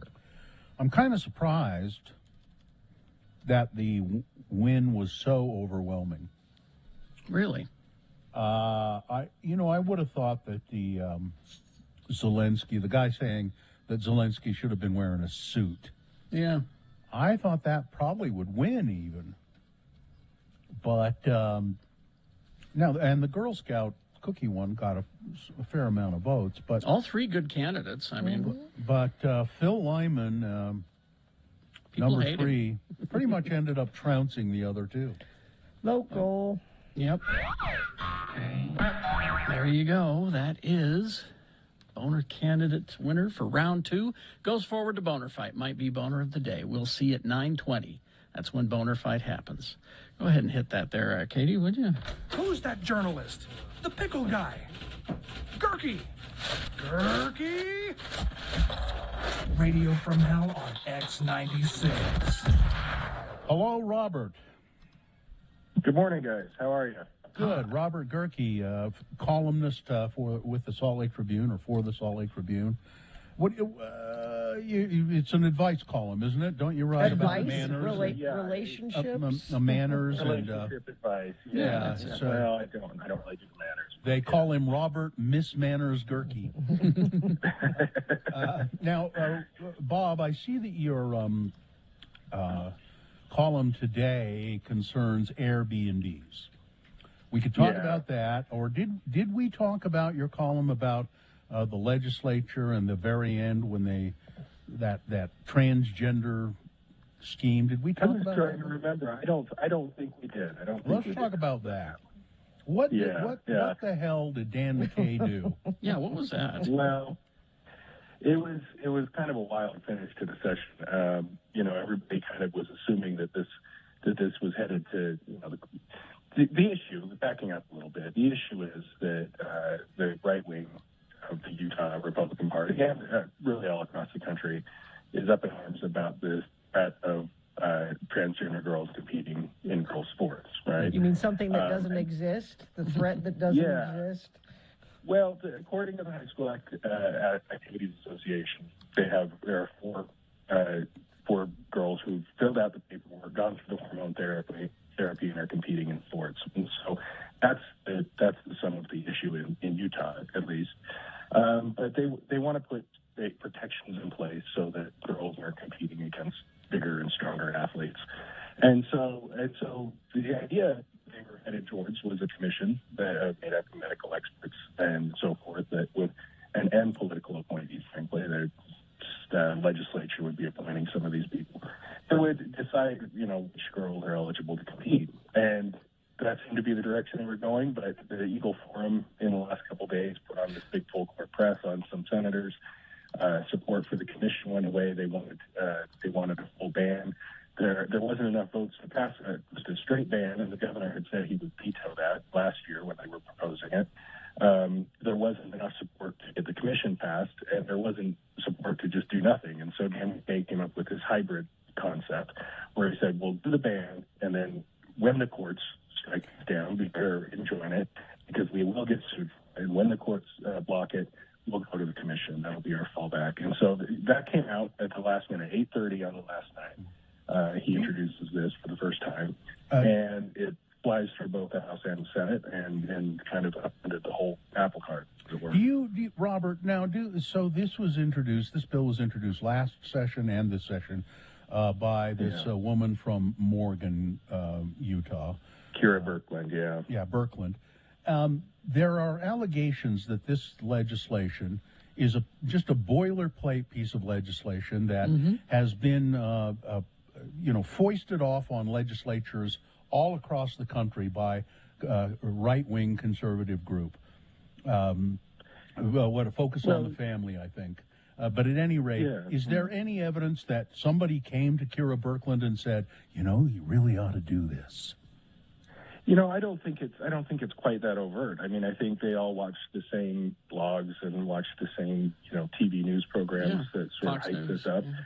And so they think, well, we need to do this, and they look to see what the other states have done and just kind of copy and paste.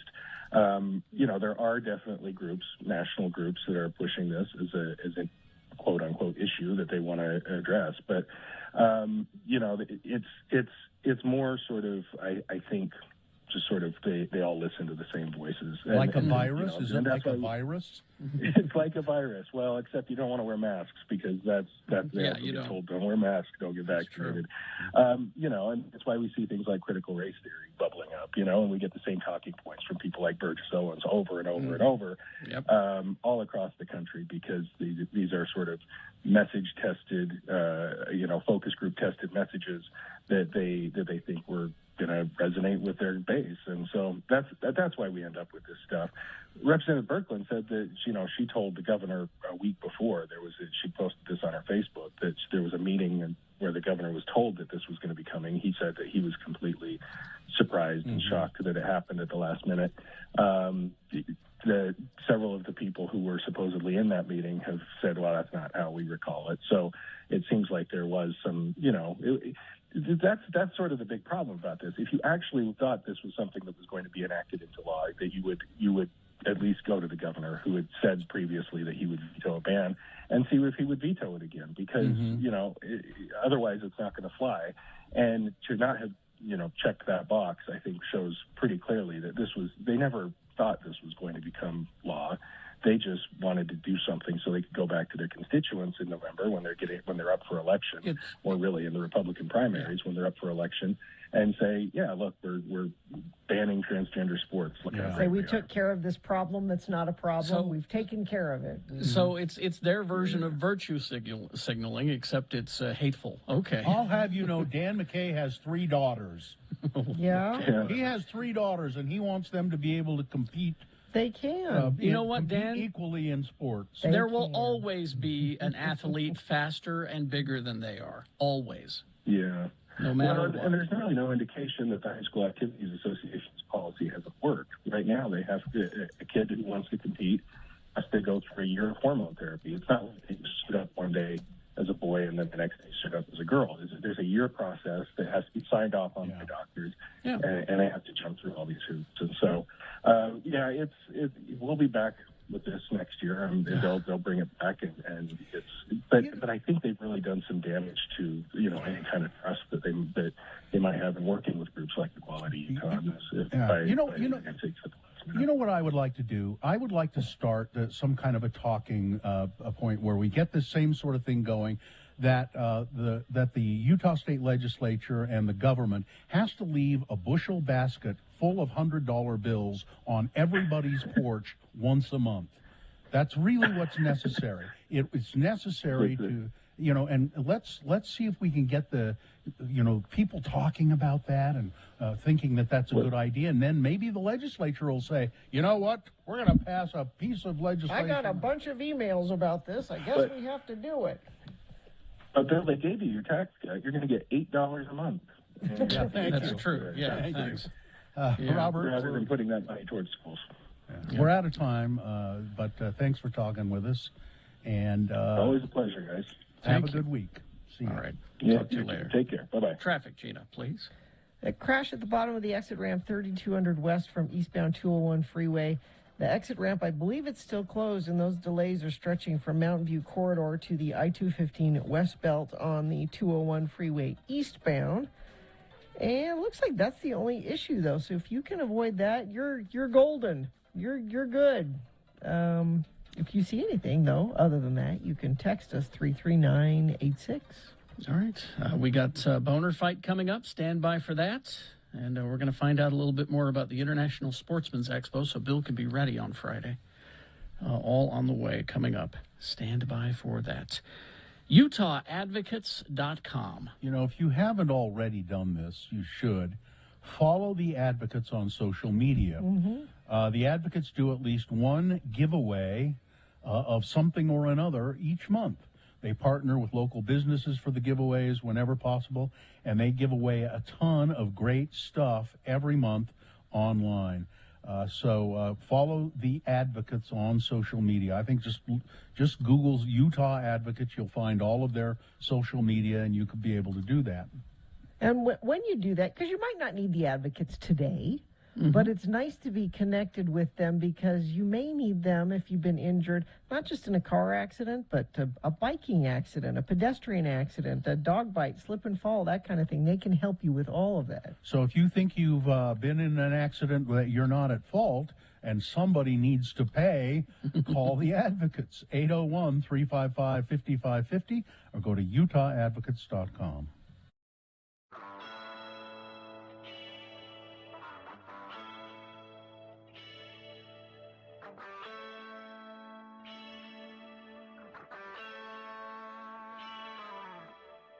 Okay, the shop sells. It's called How would you say that with all of those Celebrities. Celebrities. Yeah, I drug you guys over here. You were just going to walk on by Celebrities Gallery, featuring artwork by John Lennon, Miles Davis, Ronnie Wood, Tony Bennett, David Bowie, Picasso, and others. Picasso's best rock star of them all. By the way, it's featuring, what does it say? Artwork. It's featuring overpriced prints of artwork by. None of that's real? Well, it's real in the sense that it's, well, for instance, there are a bunch of John Lennon things in there, which Yoko Ono took the originals and had copies made of the originals and then put print numbers on them and selling them. Bitch.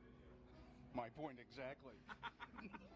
There was some something for you in there. Well, yeah, there was some artwork by David Bowie in there, and it looked like a which Yoko Ono took and copied and put numbers. But again, it's mass. So it's not cool. But it was David Bowie did a painting of Festus. I swear it was Festus. Festus? No.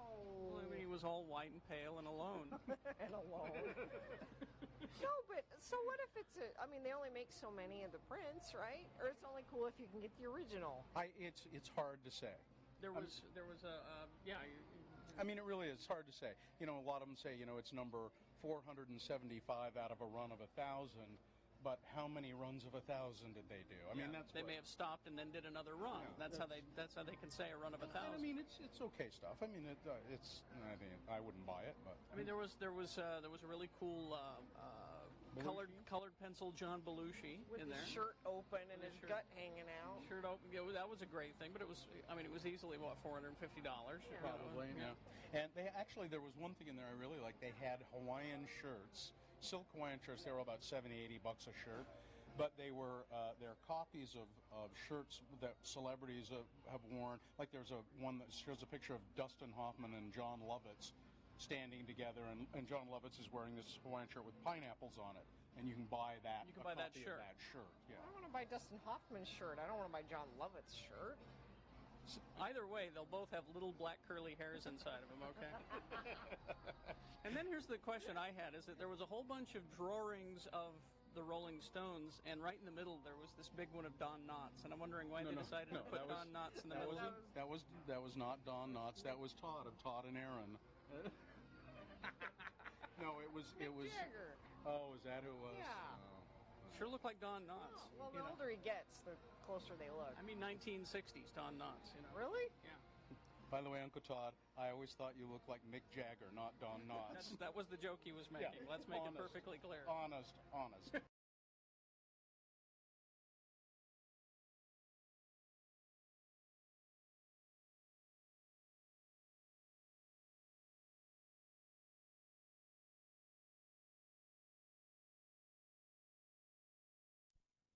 Program, Carrie and Bill. And let's see, it's time to check out the answering machine. Have you... Yeah, go ahead and access it. We have an answering machine here at work because, well, we don't like personal calls at home. I use my phone at home for outgoing calls only. Hi there, you've reached the offices of Carrie and me, Bill, the Radio from Hell guys. And if you have anything to say to us, we're not picking up, so wait for the beep. Usually these calls come in after hours. I mean, after we're not here, that is. After like 1 or 2. It's rewinding. Yeah. Hi, Mr. Allred. This is Dr. Arnold's office calling. Oh. I have what I hope is good news for both you and Samantha. Samantha's definitely pregnant. Hey. She's a very healthy bitch, so we anticipate no problems. She's about a month along. Good. So she should deliver in about, we'll have her well-groomed and ready to go. Well-groomed? I didn't tell you guys I got a Thank Chihuahua, you. did I? Oh, it's a Chihuahua. It's a little. I got a new little dog. Oh, they're so cute. I know you got little beady eyes. Yeah, they are. Gonna have Hi, pups. Carrie. This is Libby Weaver from Fox News. Oh. Hey, would you stop leaving your underwear in my mailbox? Again? If you don't stop, I'm going to have to call the police, Carrie. Bye. Yeah. Yes, this is the in vitro fertilization clinic at the University of Utah calling for Ralph Allred. Mr. Allred, we have the sperm sample you left with us yesterday, and, well, I'm not sure what to say here. The sample you left with us, it's not human. Please Bill, return our call. Bill, you're supposed to Oh, I didn't understand. leave yours. Not. Never mind. Hi, Carrie. This is Shauna Parsons from Fox News. Listen, you've got to stop leaving your underwear in my mailbox. This is getting absolutely turn this ridiculous. off? I have Number called two. the Salt Lake Police, Could we turn and there is a restraining order against you, so wise up. Can we turn Bye. this off, please? Way to go, Carrie. None of any. Add it Bill? again. It's Chunga. What? I got my big toe caught Oh, in the no. water spout of the tub again, and Oh, I can't get no. it out. Again? I've been here for about 2 hours, and I'm lonely, and the water's too cold. Bill, I ran out of beer, and I'm down to my last cigar. This happens to Now, you. I know you said that last time this happened, you wouldn't help me again, but everybody else has said that too. That's right. Can you come over? No. Please? No. Well, I see. Make sure you bring some soap, Well, okay? I see you got out okay. Well, I mean, finally, Again, you did this. Mike Summers came and got me out. well, how nice of him to he do brought that. some soap and How nice. Your little sponge bag. yeah. All right. Carrie, Al Bain from K-Bear calling. Oh, Al Bain. Look, do me a favor. Quit leaving your underwear in my mailbox. we And I turn- know they're yours because I don't know anybody else that wears Ren and Stimpy and Simpson's underwear. Can we So I turn know this they're off? yours. Wouldn't mind as much if they weren't soiled, but quit leaving them there or I'm going to have to call the authorities. See ya. So the little problem is back, hey? I was wondering what that was in my mailbox, Carrie. Way to go. You're sick. Nightfall.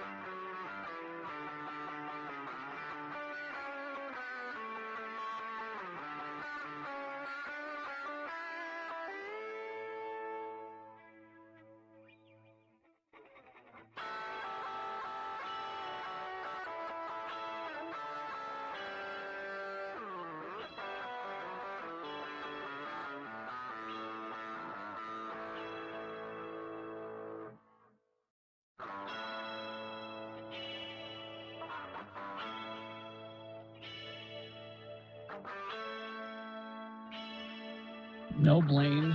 The name of the song is Strange Love, not Strain Glove. Depeche Mode. It's Depeche Mode. Strange Love. 1987. Yeah.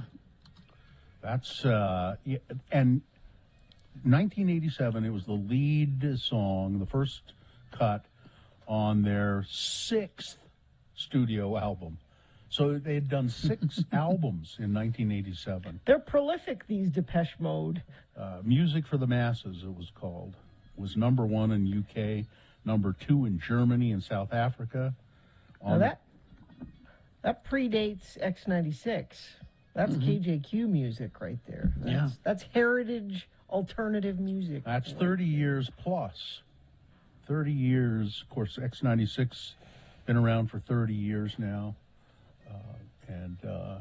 So why are we playing that song? It's outside of the 30 years. Because Todd. That's why. Of course, you'd lead with the Depeche Mode song. Todd. When you're boss, you can do what you want. It says here in Wikipedia, the original version of Strange Love was a fast-paced pop track. It was successful, but didn't fit with the rest of the songs on the record, Music for the Masses, which were kind of dark and brooding. So they changed it to be like, I mean, now that song is kind of dark. And it rhymes again and pain. It's true. Say it again. There's a Bob Dylan song where he rhymes contagious and outrageous, which I really love. But that's an actual rhyme. That makes sense, yeah. Pain and again don't rhyme. If you are British, Gina, it's again. Is it again? Pain and again. What, you again? Perhaps. Well, you remember, because you were talking about the feel of the album. Mm-hmm.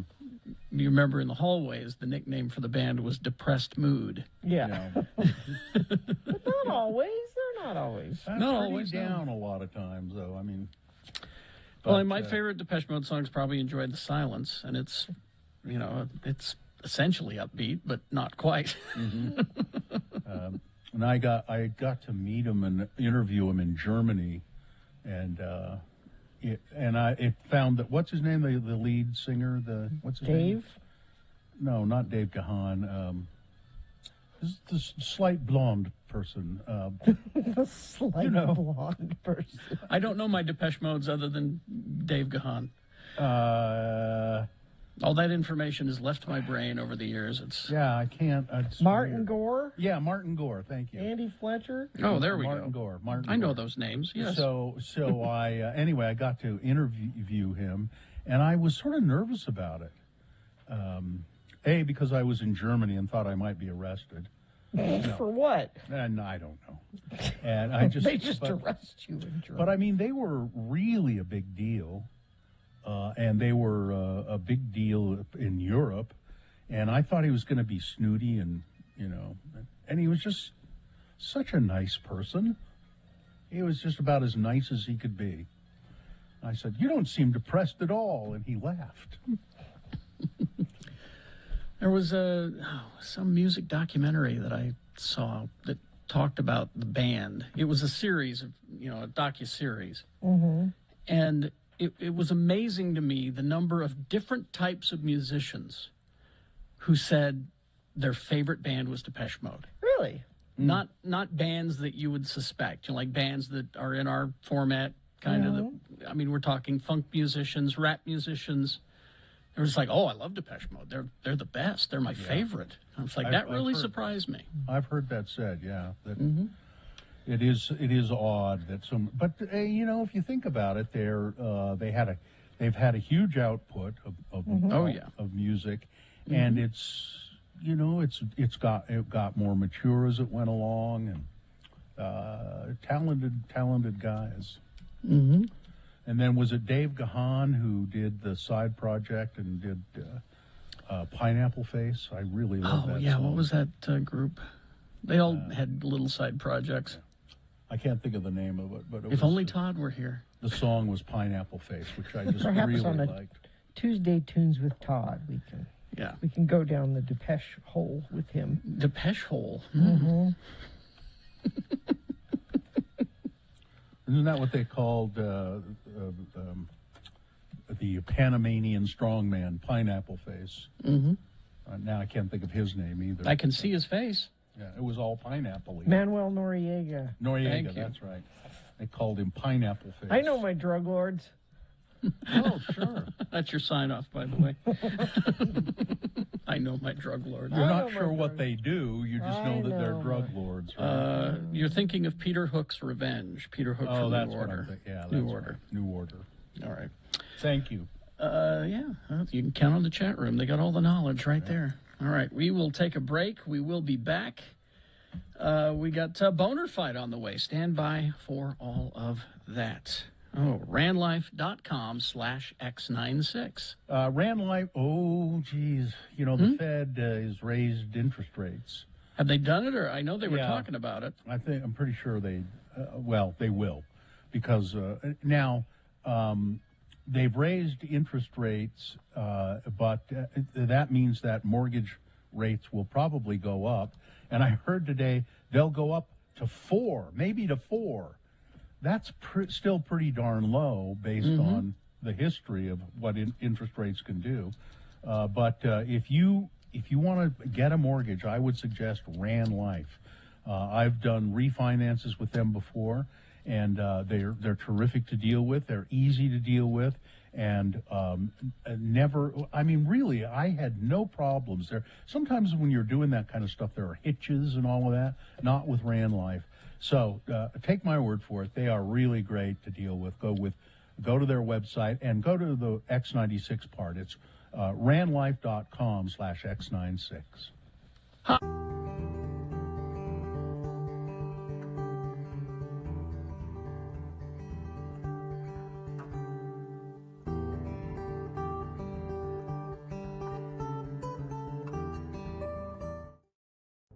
It is the 23rd century. Humans have left the lowly confines of planet Earth and have sought their destiny among the stars. While many things have changed, one constant remains: the need for young men to venture forth and do the work of the Lord. This is the tale of two such men who at the age of 19 have answered the call of their general authorities and are embarking on a 2-year mission to spread the gospel throughout the galaxy.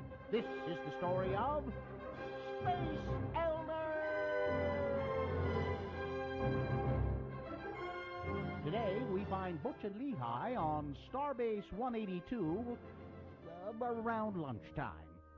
Hey, Lehigh, what's up? You haven't been yourself lately. You seem a little under the weather. Here, I replicated you some lunch. This should put you back on your feet. It's your favorite. Oh, plomeek soup? No, macaroni and cheese with little hot dog bits in it. Man, you are sick. I'm taking you to the sick bay. Are you sure that would be the logical thing to do? Huh? Come on! Very interesting. What is it, Doc? What's wrong with Lehigh? Elder Christiansen here is suffering from plateau. Plateau? What on earth is that? Not plateau. Plateau. The blood fever. It's not a birth, my dear Butch. It's a Vulcan disorder. Lehigh here is in the early stages of Ponfar. But, Doc, look at my companion. I mean, his ears aren't pointy. The blood sample you took from him was red, not green. He's not a Vulcan. Have the two of you come in contact with any Vulcans recently? Well, we met with that nice Ambassador Spock fella. Was there anything unusual about this meeting? No, we talked for a while. He mind-melded with Lehigh and then sent us packing like everybody else. Mind-melded with a Vulcan? Oh, dear. Well, he said it would be the fastest way for us to tell him about the gospel. Now, what's this got to do with Lehigh losing his appetite and then resetting the environmental controls in our apartment up to Moab standard temperatures? Ponfar is the Vulcan mating ritual. Unless the individual who's suffering from the blood fever gets to Vulcan in time, he will die. I still don't understand how Lehigh contracted this blood fever thing anyway. The Vulcan who did the mind meld must have transferred it into the Lehigh's mind during the meld. No matter how he contracted it, you must get to Vulcan within the next 72 hours or your companion will be dead. Okay, Vulcan it is. Come on, Lehigh, we better get going. But Vulcan isn't in our Tracton area. We're not supposed to go outside of this quadrant. You know the rules. Zone Leader Hansen would never approve of us making a personal visit to Vulcan. Oh, to heck with Hansen. They can send us both home if they want to. I just want to make sure you go home breathing. Will our elders get to Vulcan in time to save Lehigh? Will Zone Leader Hansen get them sent home for leaving the quadrant? Will Ambassador Spock apologize for giving Lehigh plateau? what is exactly in Clomeek soup anyway? Tune in next time to hear Butch say, Hold on, Lehigh. Just a couple more hours and we'll be on Vulcan. Butch, wouldn't it be more logical to reduce our speed to warp 6 in order to make the best possible speed while reducing the stress on the dilithium crystals? Oh. On the next mind-melding episode of Space Elders!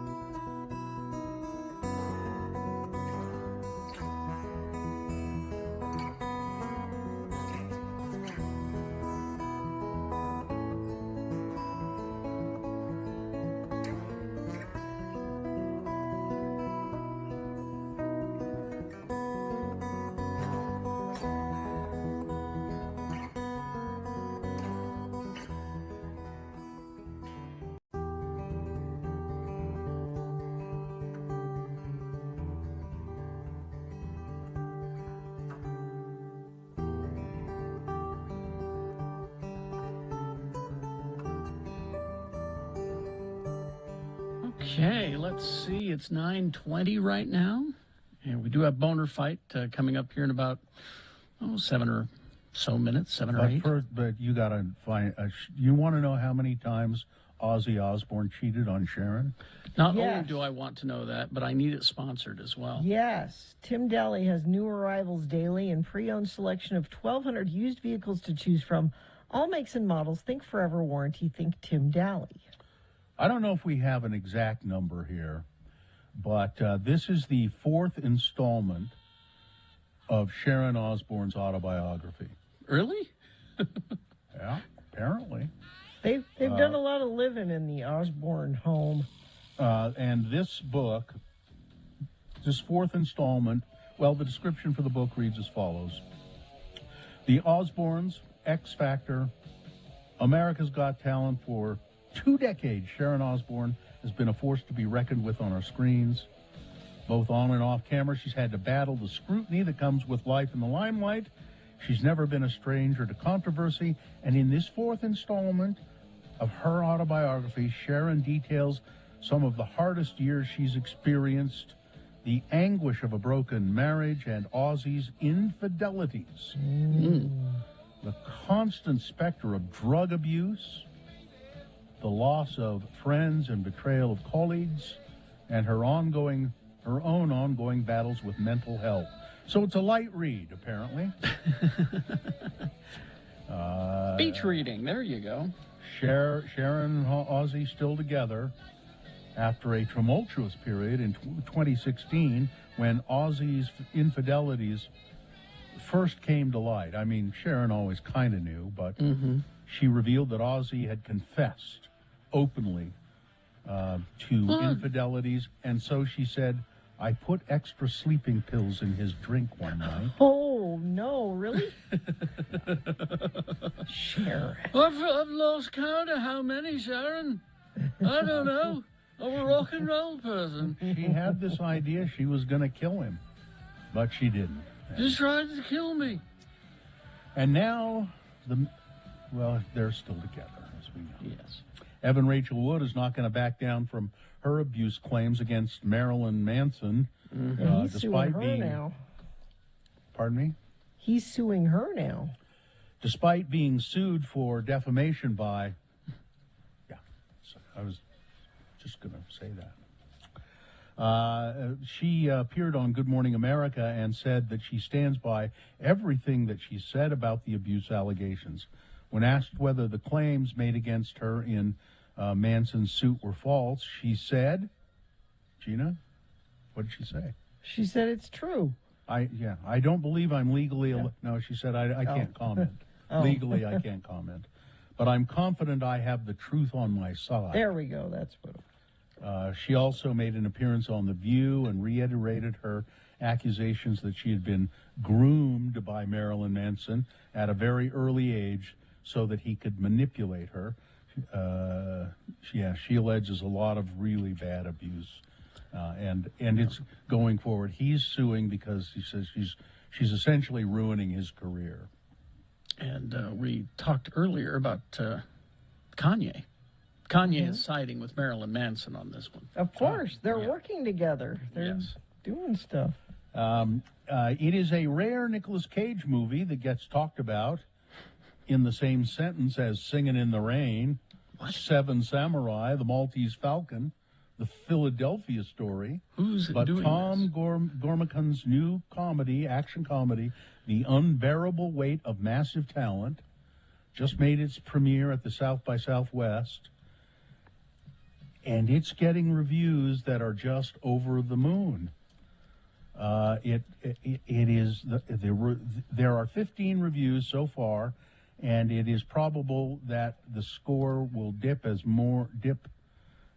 don't. Oh, it's 100% on Rotten Tomatoes. That's the score right now. It's 100. Now they say it'll probably go down somewhat. Yeah, because right now it's got like 15 reviews is all. But for now, it is the highest scoring film of the 170 Cage-credited titles on Rotten Tomatoes. How can it be that? It's How can also it be that good, though? How can it be? Well, I don't know, but the preview sure does look good. For the most part, members of Rotten Tomatoes' Perfect Score Club date back to the mid-50s or earlier. The movies that get like 100 or in the 90s. One exception is 2018 film Leave No Trace, starring Ben Foster. I don't know that movie. I don't know that one. But even with nearly 250 critic reviews, that movie has 100%. We should find that movie and watch it. In a Nick Cage related story, as he's out, talking about this movie, people have talked to him about, he brought up the Batman in an interview. And the interviewer said, well, if you were to be in the Batman movie, what would you want to do? And he said, well, I think that we need to go back to the original Batman TV series and revisit Egghead. I would love to be Egghead. That was Vincent Price. What was Egghead's deal? He had a big bald head. He was looked incredibly like an egg. smart. Yeah, he was incredibly smart, and he was a master criminal, and he always used egg puns. Exactly, Carrie. Exactly. This would be especially excruciating. I can just see Nicolas Cage with a bald. Well, he maybe doesn't need a bald cap. They just take his wig off. Over the last year, Netflix has been working on ways to enable members who share outside their household to do so easily and securely while also paying a bit more. I'm not aware Sharing your password. I'm not aware that you can share your password. I didn't realize that. Is that true? I've never done that. I have no idea that would Listen, work. there was a moment yesterday where we had to corral one of my nieces because she was breaking into my Disney Plus account. It was also the same day that those Netflix adult superhero shows landed on Disney Plus, and I had to change all of the things to parental control on the Disney Plus account. As part of the effort, over the next 2 weeks, Netflix is going to roll out test features in Chile, Costa Rica, and Peru called Extra Member and Profile Transfer. With Extra Member, people who subscribe to Netflix's standard and premium plans can pay to add an account for up to 2 people they don't live with. These extra members will have access just like any other Netflix account, including their own profile and login, which would be nice, but at a discounted rate. Netflix will not count these extra memberships toward its overall paid subscriber figures. Separately, the profile transfer lets subscribers of any tier transfer their profile information, namely their watch history, to a new account that they would then pay for. I don't see how this is going to. Well, right now they're testing it in like Chile and a couple of other markets, testing it, and it's essentially a volunteer kind of a situation right now. Well, you have to be honest. It's if you're feeling guilty about sharing your password is login. That what they're counting on there? Because that's the only thing I could right figure. now. Yeah, right now that's how they're doing it. Well, until they can figure out a way to really get you. Yeah. If people already are sharing their password, they apparently don't feel guilty enough about it.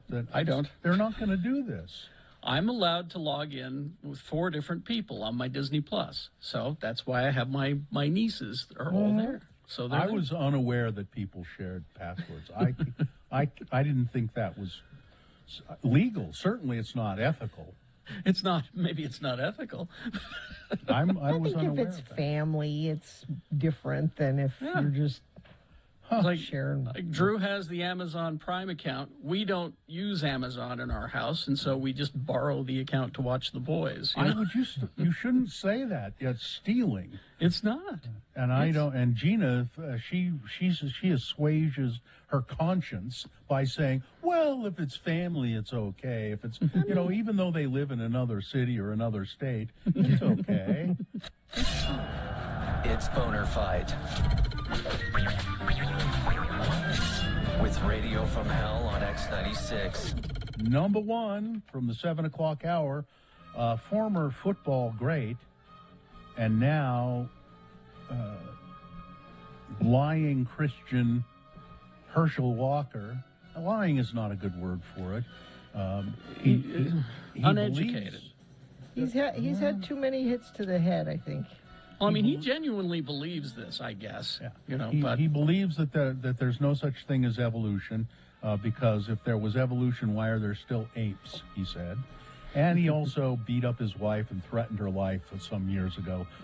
Threatened her with a gun. So there's a good Christian for you. Yeah. And he's running for Senate and the the Republican front runner in Georgia, going up against number 2. Phil, you could have just knocked on her door. Yeah. Phil Lyman in the Utah State Legislature. Trying to prove that somebody running in a Native American woman running wasn't entitled to run because of residency. She said, I do live in the district, and you could have just come to my house, Phil, and knocked on my door, and we talked about it. That's number 2. All right. Time for you to vote for Boner of the Day, 1 or 2. Whichever candidate you think is the worst, which one should be Boner of the Day? Put that single digit, 1 or 2, in the message of a text. Text it to 33986. That's the easiest way to vote. The computer counts us for it. It's easy. Or you can call. That's also good. Maybe you need a little human contact. 877-602-9696.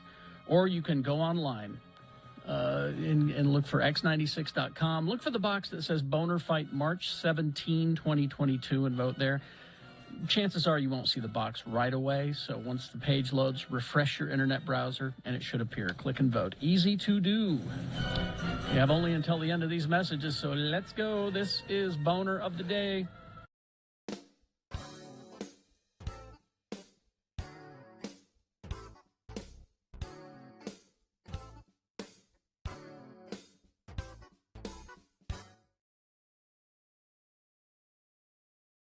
Here's what Kerry Jackson is doing when he's not on the air.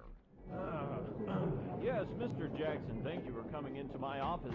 As the manager of this department store, it is my job to make sure that everything goes smoothly. And during the Christmas season, that's especially important. We hired you to be our store Santa on good recommendations from your radio station management. But frankly, we've had complaints from many of the parents about your performance as Santa. Now, how do you begin each visit with a child? Well, first off, I have them shake my hand. Shake your hand? Yes, I'm the hand-shaking Santa. You don't let the children sit on your lap? No, the hand-shaking Santa wouldn't do that. And do you have any idea how germy little children are? You know what I really hate is that little kid smell. You know the smell I'm talking about.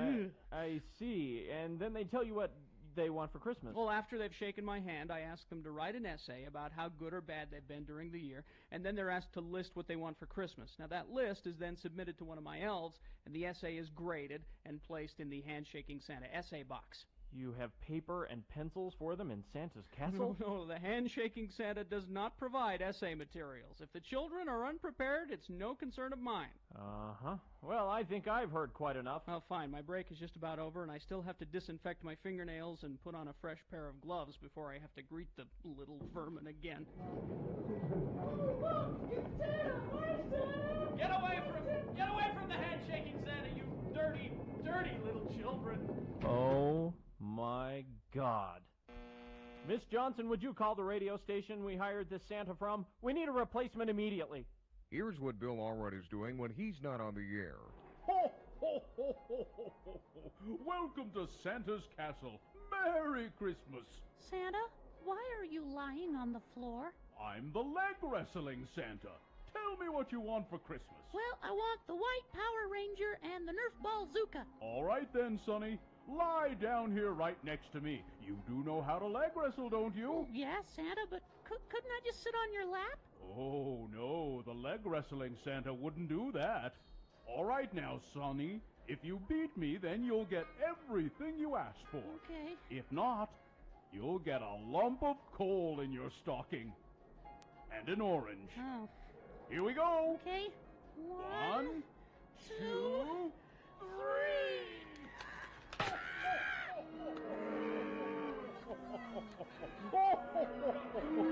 Sorry, Sonny. You lose. Get him out of here, would you, my little helpers? Who'll be the next to challenge the leg wrestling Santa? Why don't you leg wrestle me, Mr. Butthead, jolly old suck-it claws? Aren't you a little old to be leg wrestling Santa? You're pretty tough with these kids. Let's see you take on someone your own size. All right, then. You lie down right here. Good. But first, I have to take a leak. Can't leg wrestle on a full bladder, you know. Be right back.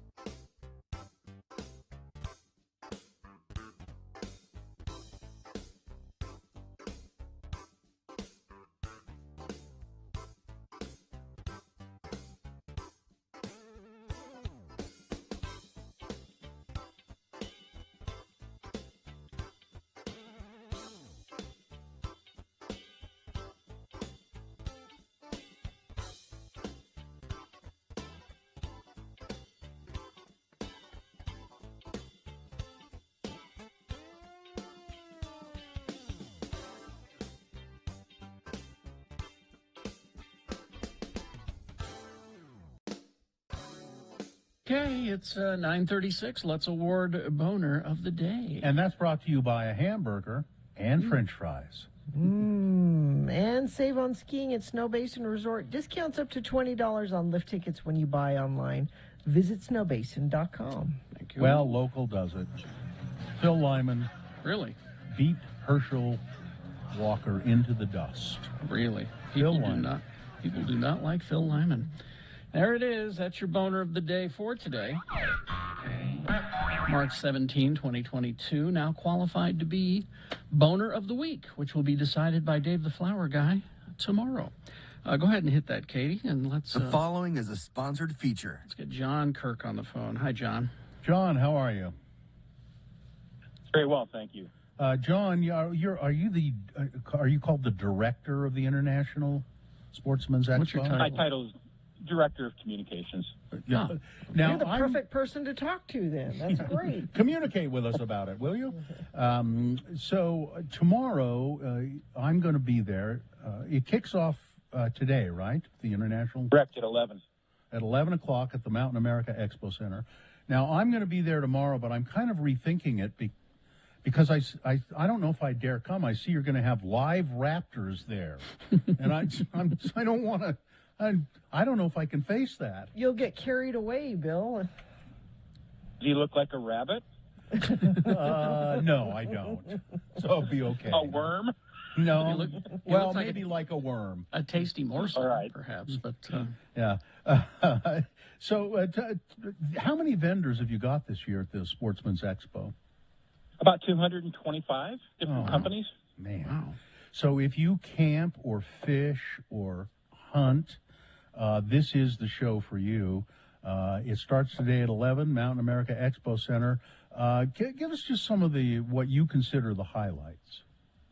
Sure. Well, I think, we've all been, or many of us have been trapped for the last couple of years. Yeah. And the whole spirit of this show is adventure. And it's not only adventure nearby, in your own backyard or close by, but around the world. So we have lots of, probably 100 different companies that are promoting various adventures. And again, they could be a guide or an outfitter or a lodge. It could be to Utah, around the West, Canada, Alaska, South Africa, Mexico. And so it's about time that we all got out and did our adventures. We've all been outdoors to kind of keep sanity, but now we can take those longer, adventures. Yeah. And I think the other thing that people always want to know about, lots of gear here.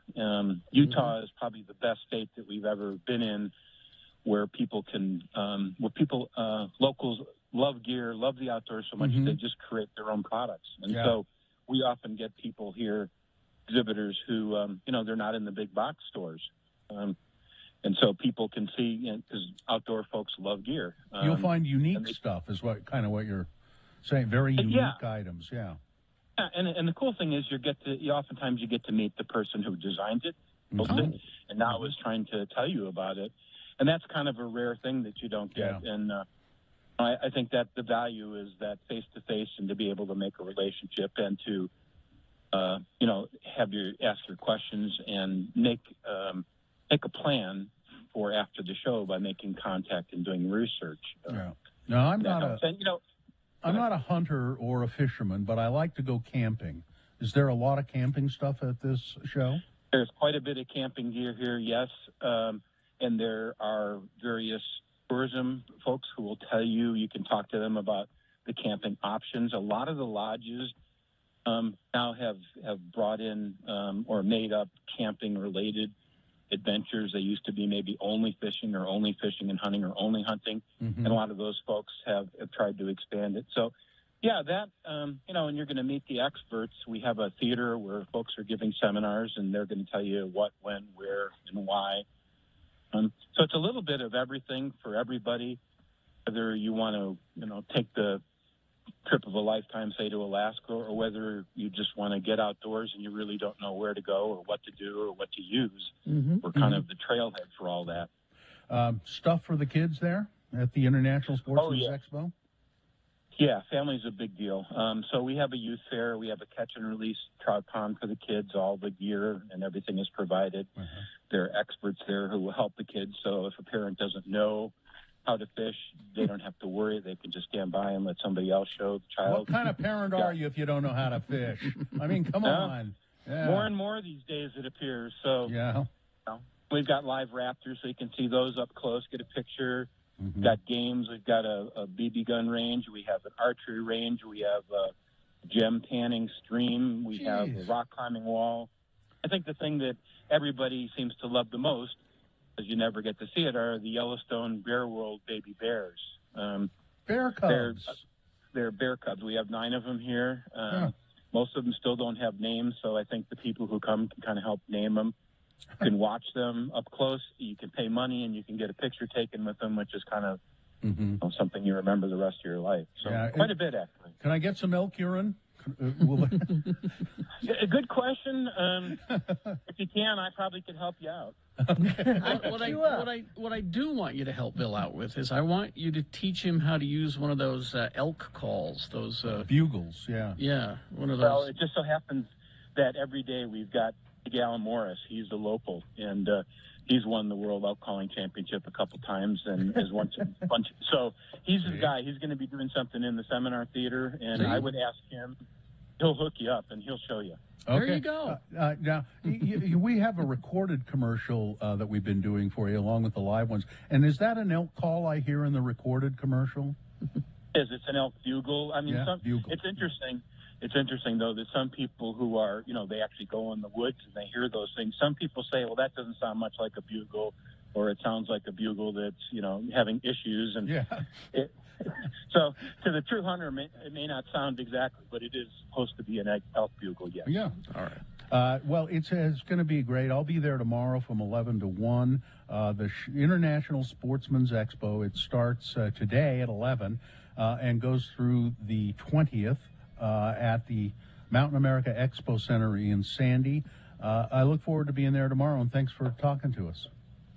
Well, thank you for coming out. Thank you for helping us get the word out. We haven't been in town for a couple of years, and we're glad to be back, and we invite everyone to come down and take part in the outdoors. And the website is sportsexpos.com, is that right? It is. Yeah, and you can get discount coupons for it at O'Reilly Auto Parts Centers, courtesy of Big O Tire. So, all right. Thanks a lot. Thank you very much, John. Guys, thank you so much. All right, we'll see you. Take care. We will take a break, and we will crawl towards the exits after these X96.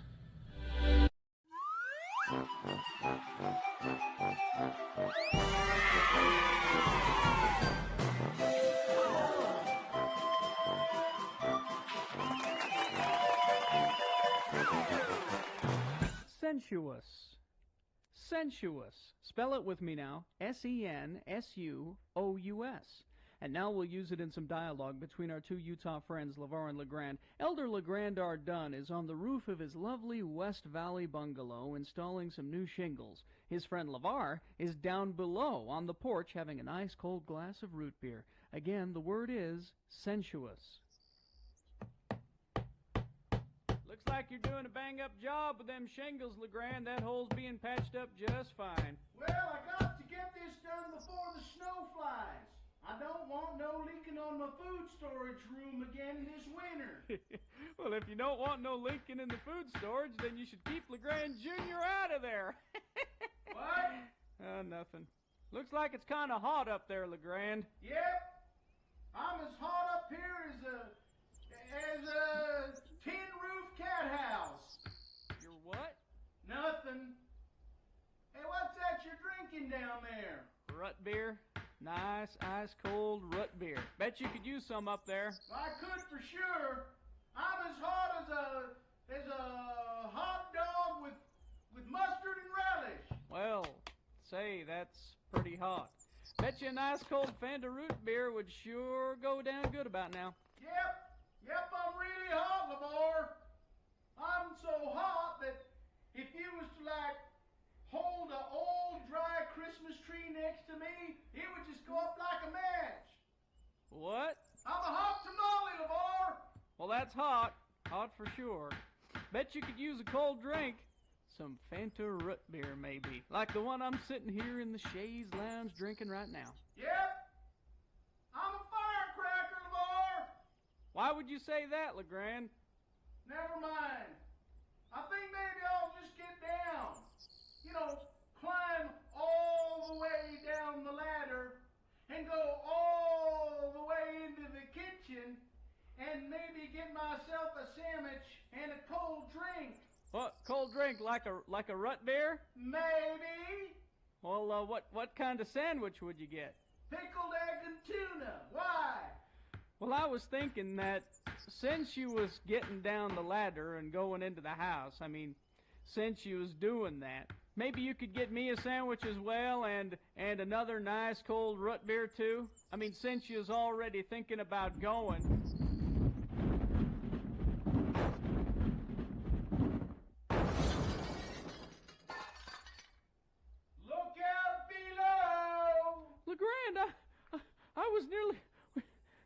flat of shingles nearly hit me. You should be more careful. That was an accident, wasn't it, LeGrand?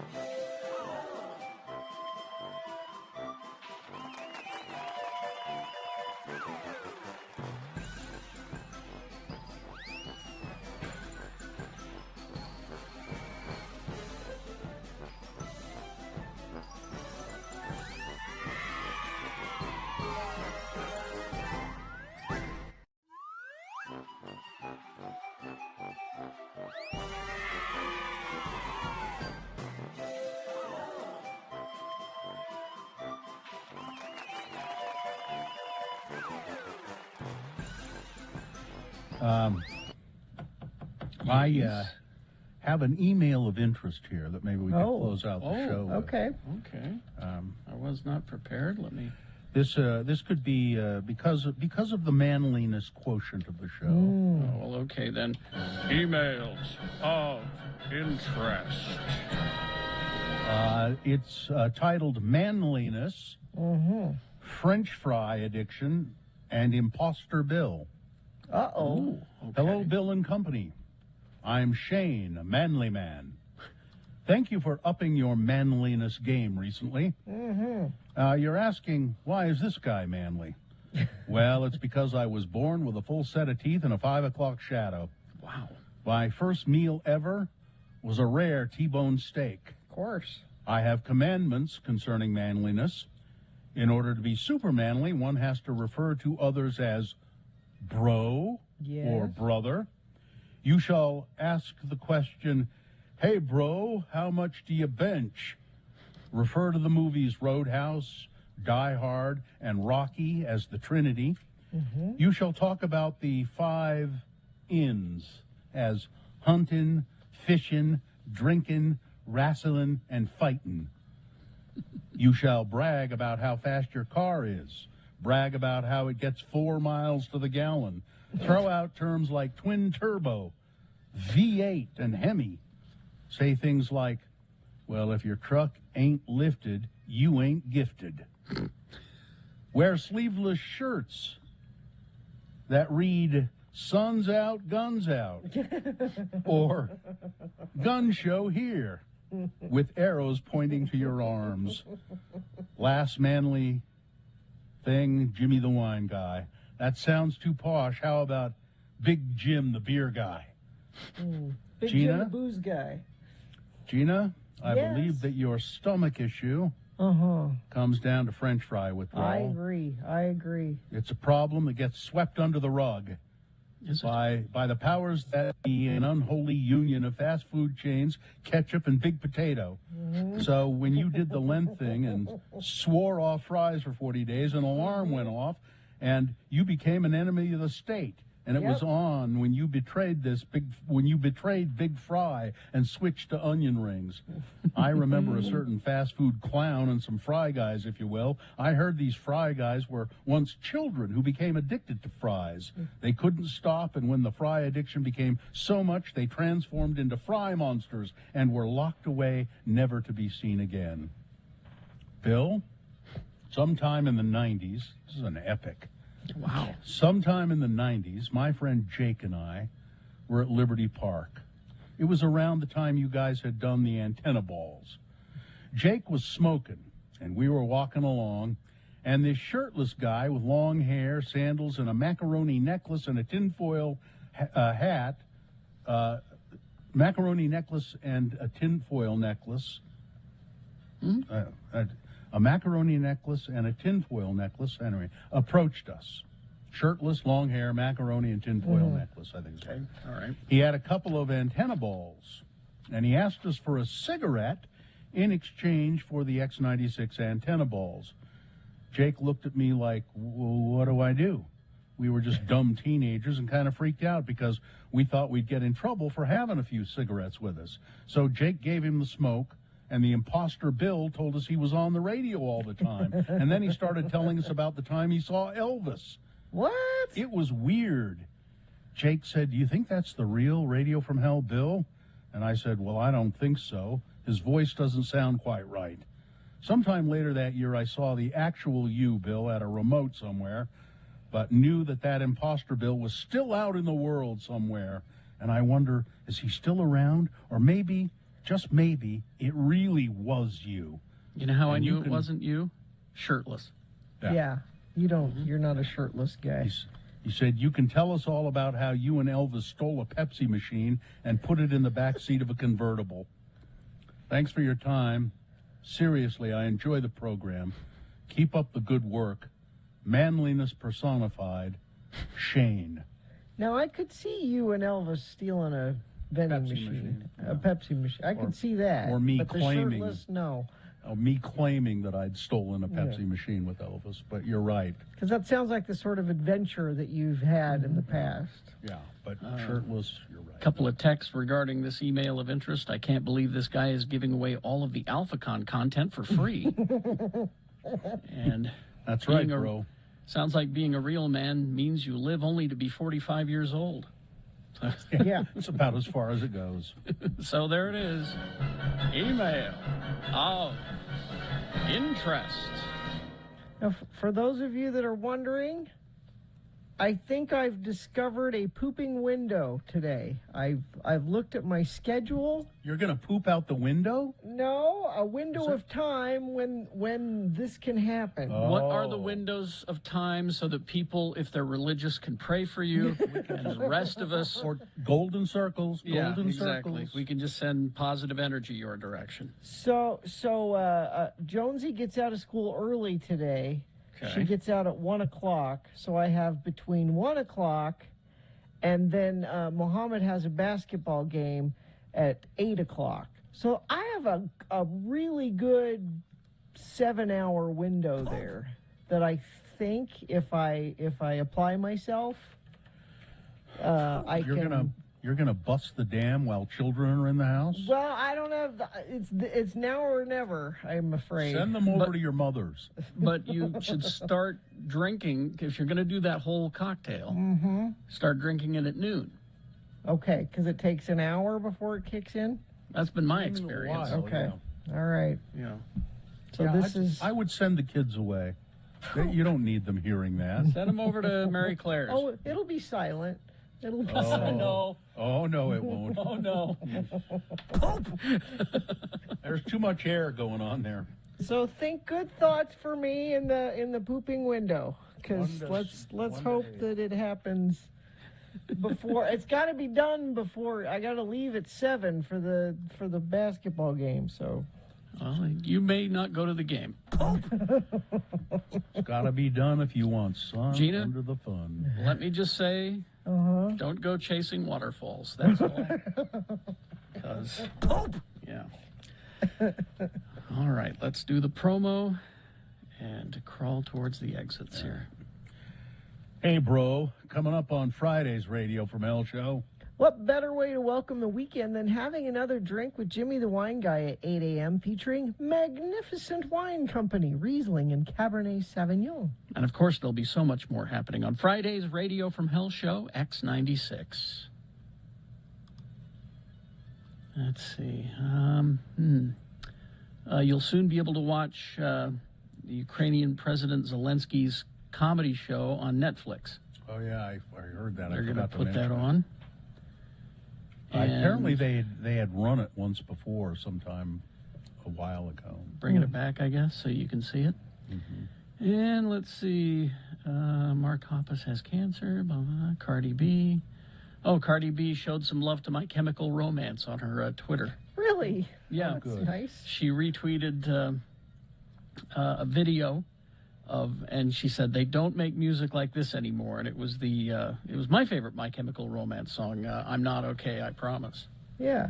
She liked it, so Cardi B retweeted it. So. All right, I think we got everything right. Okay, fine job as always, Katie. Live long and prosper, bitches. Don't you know who I am? I know my drug lords. Corey is next.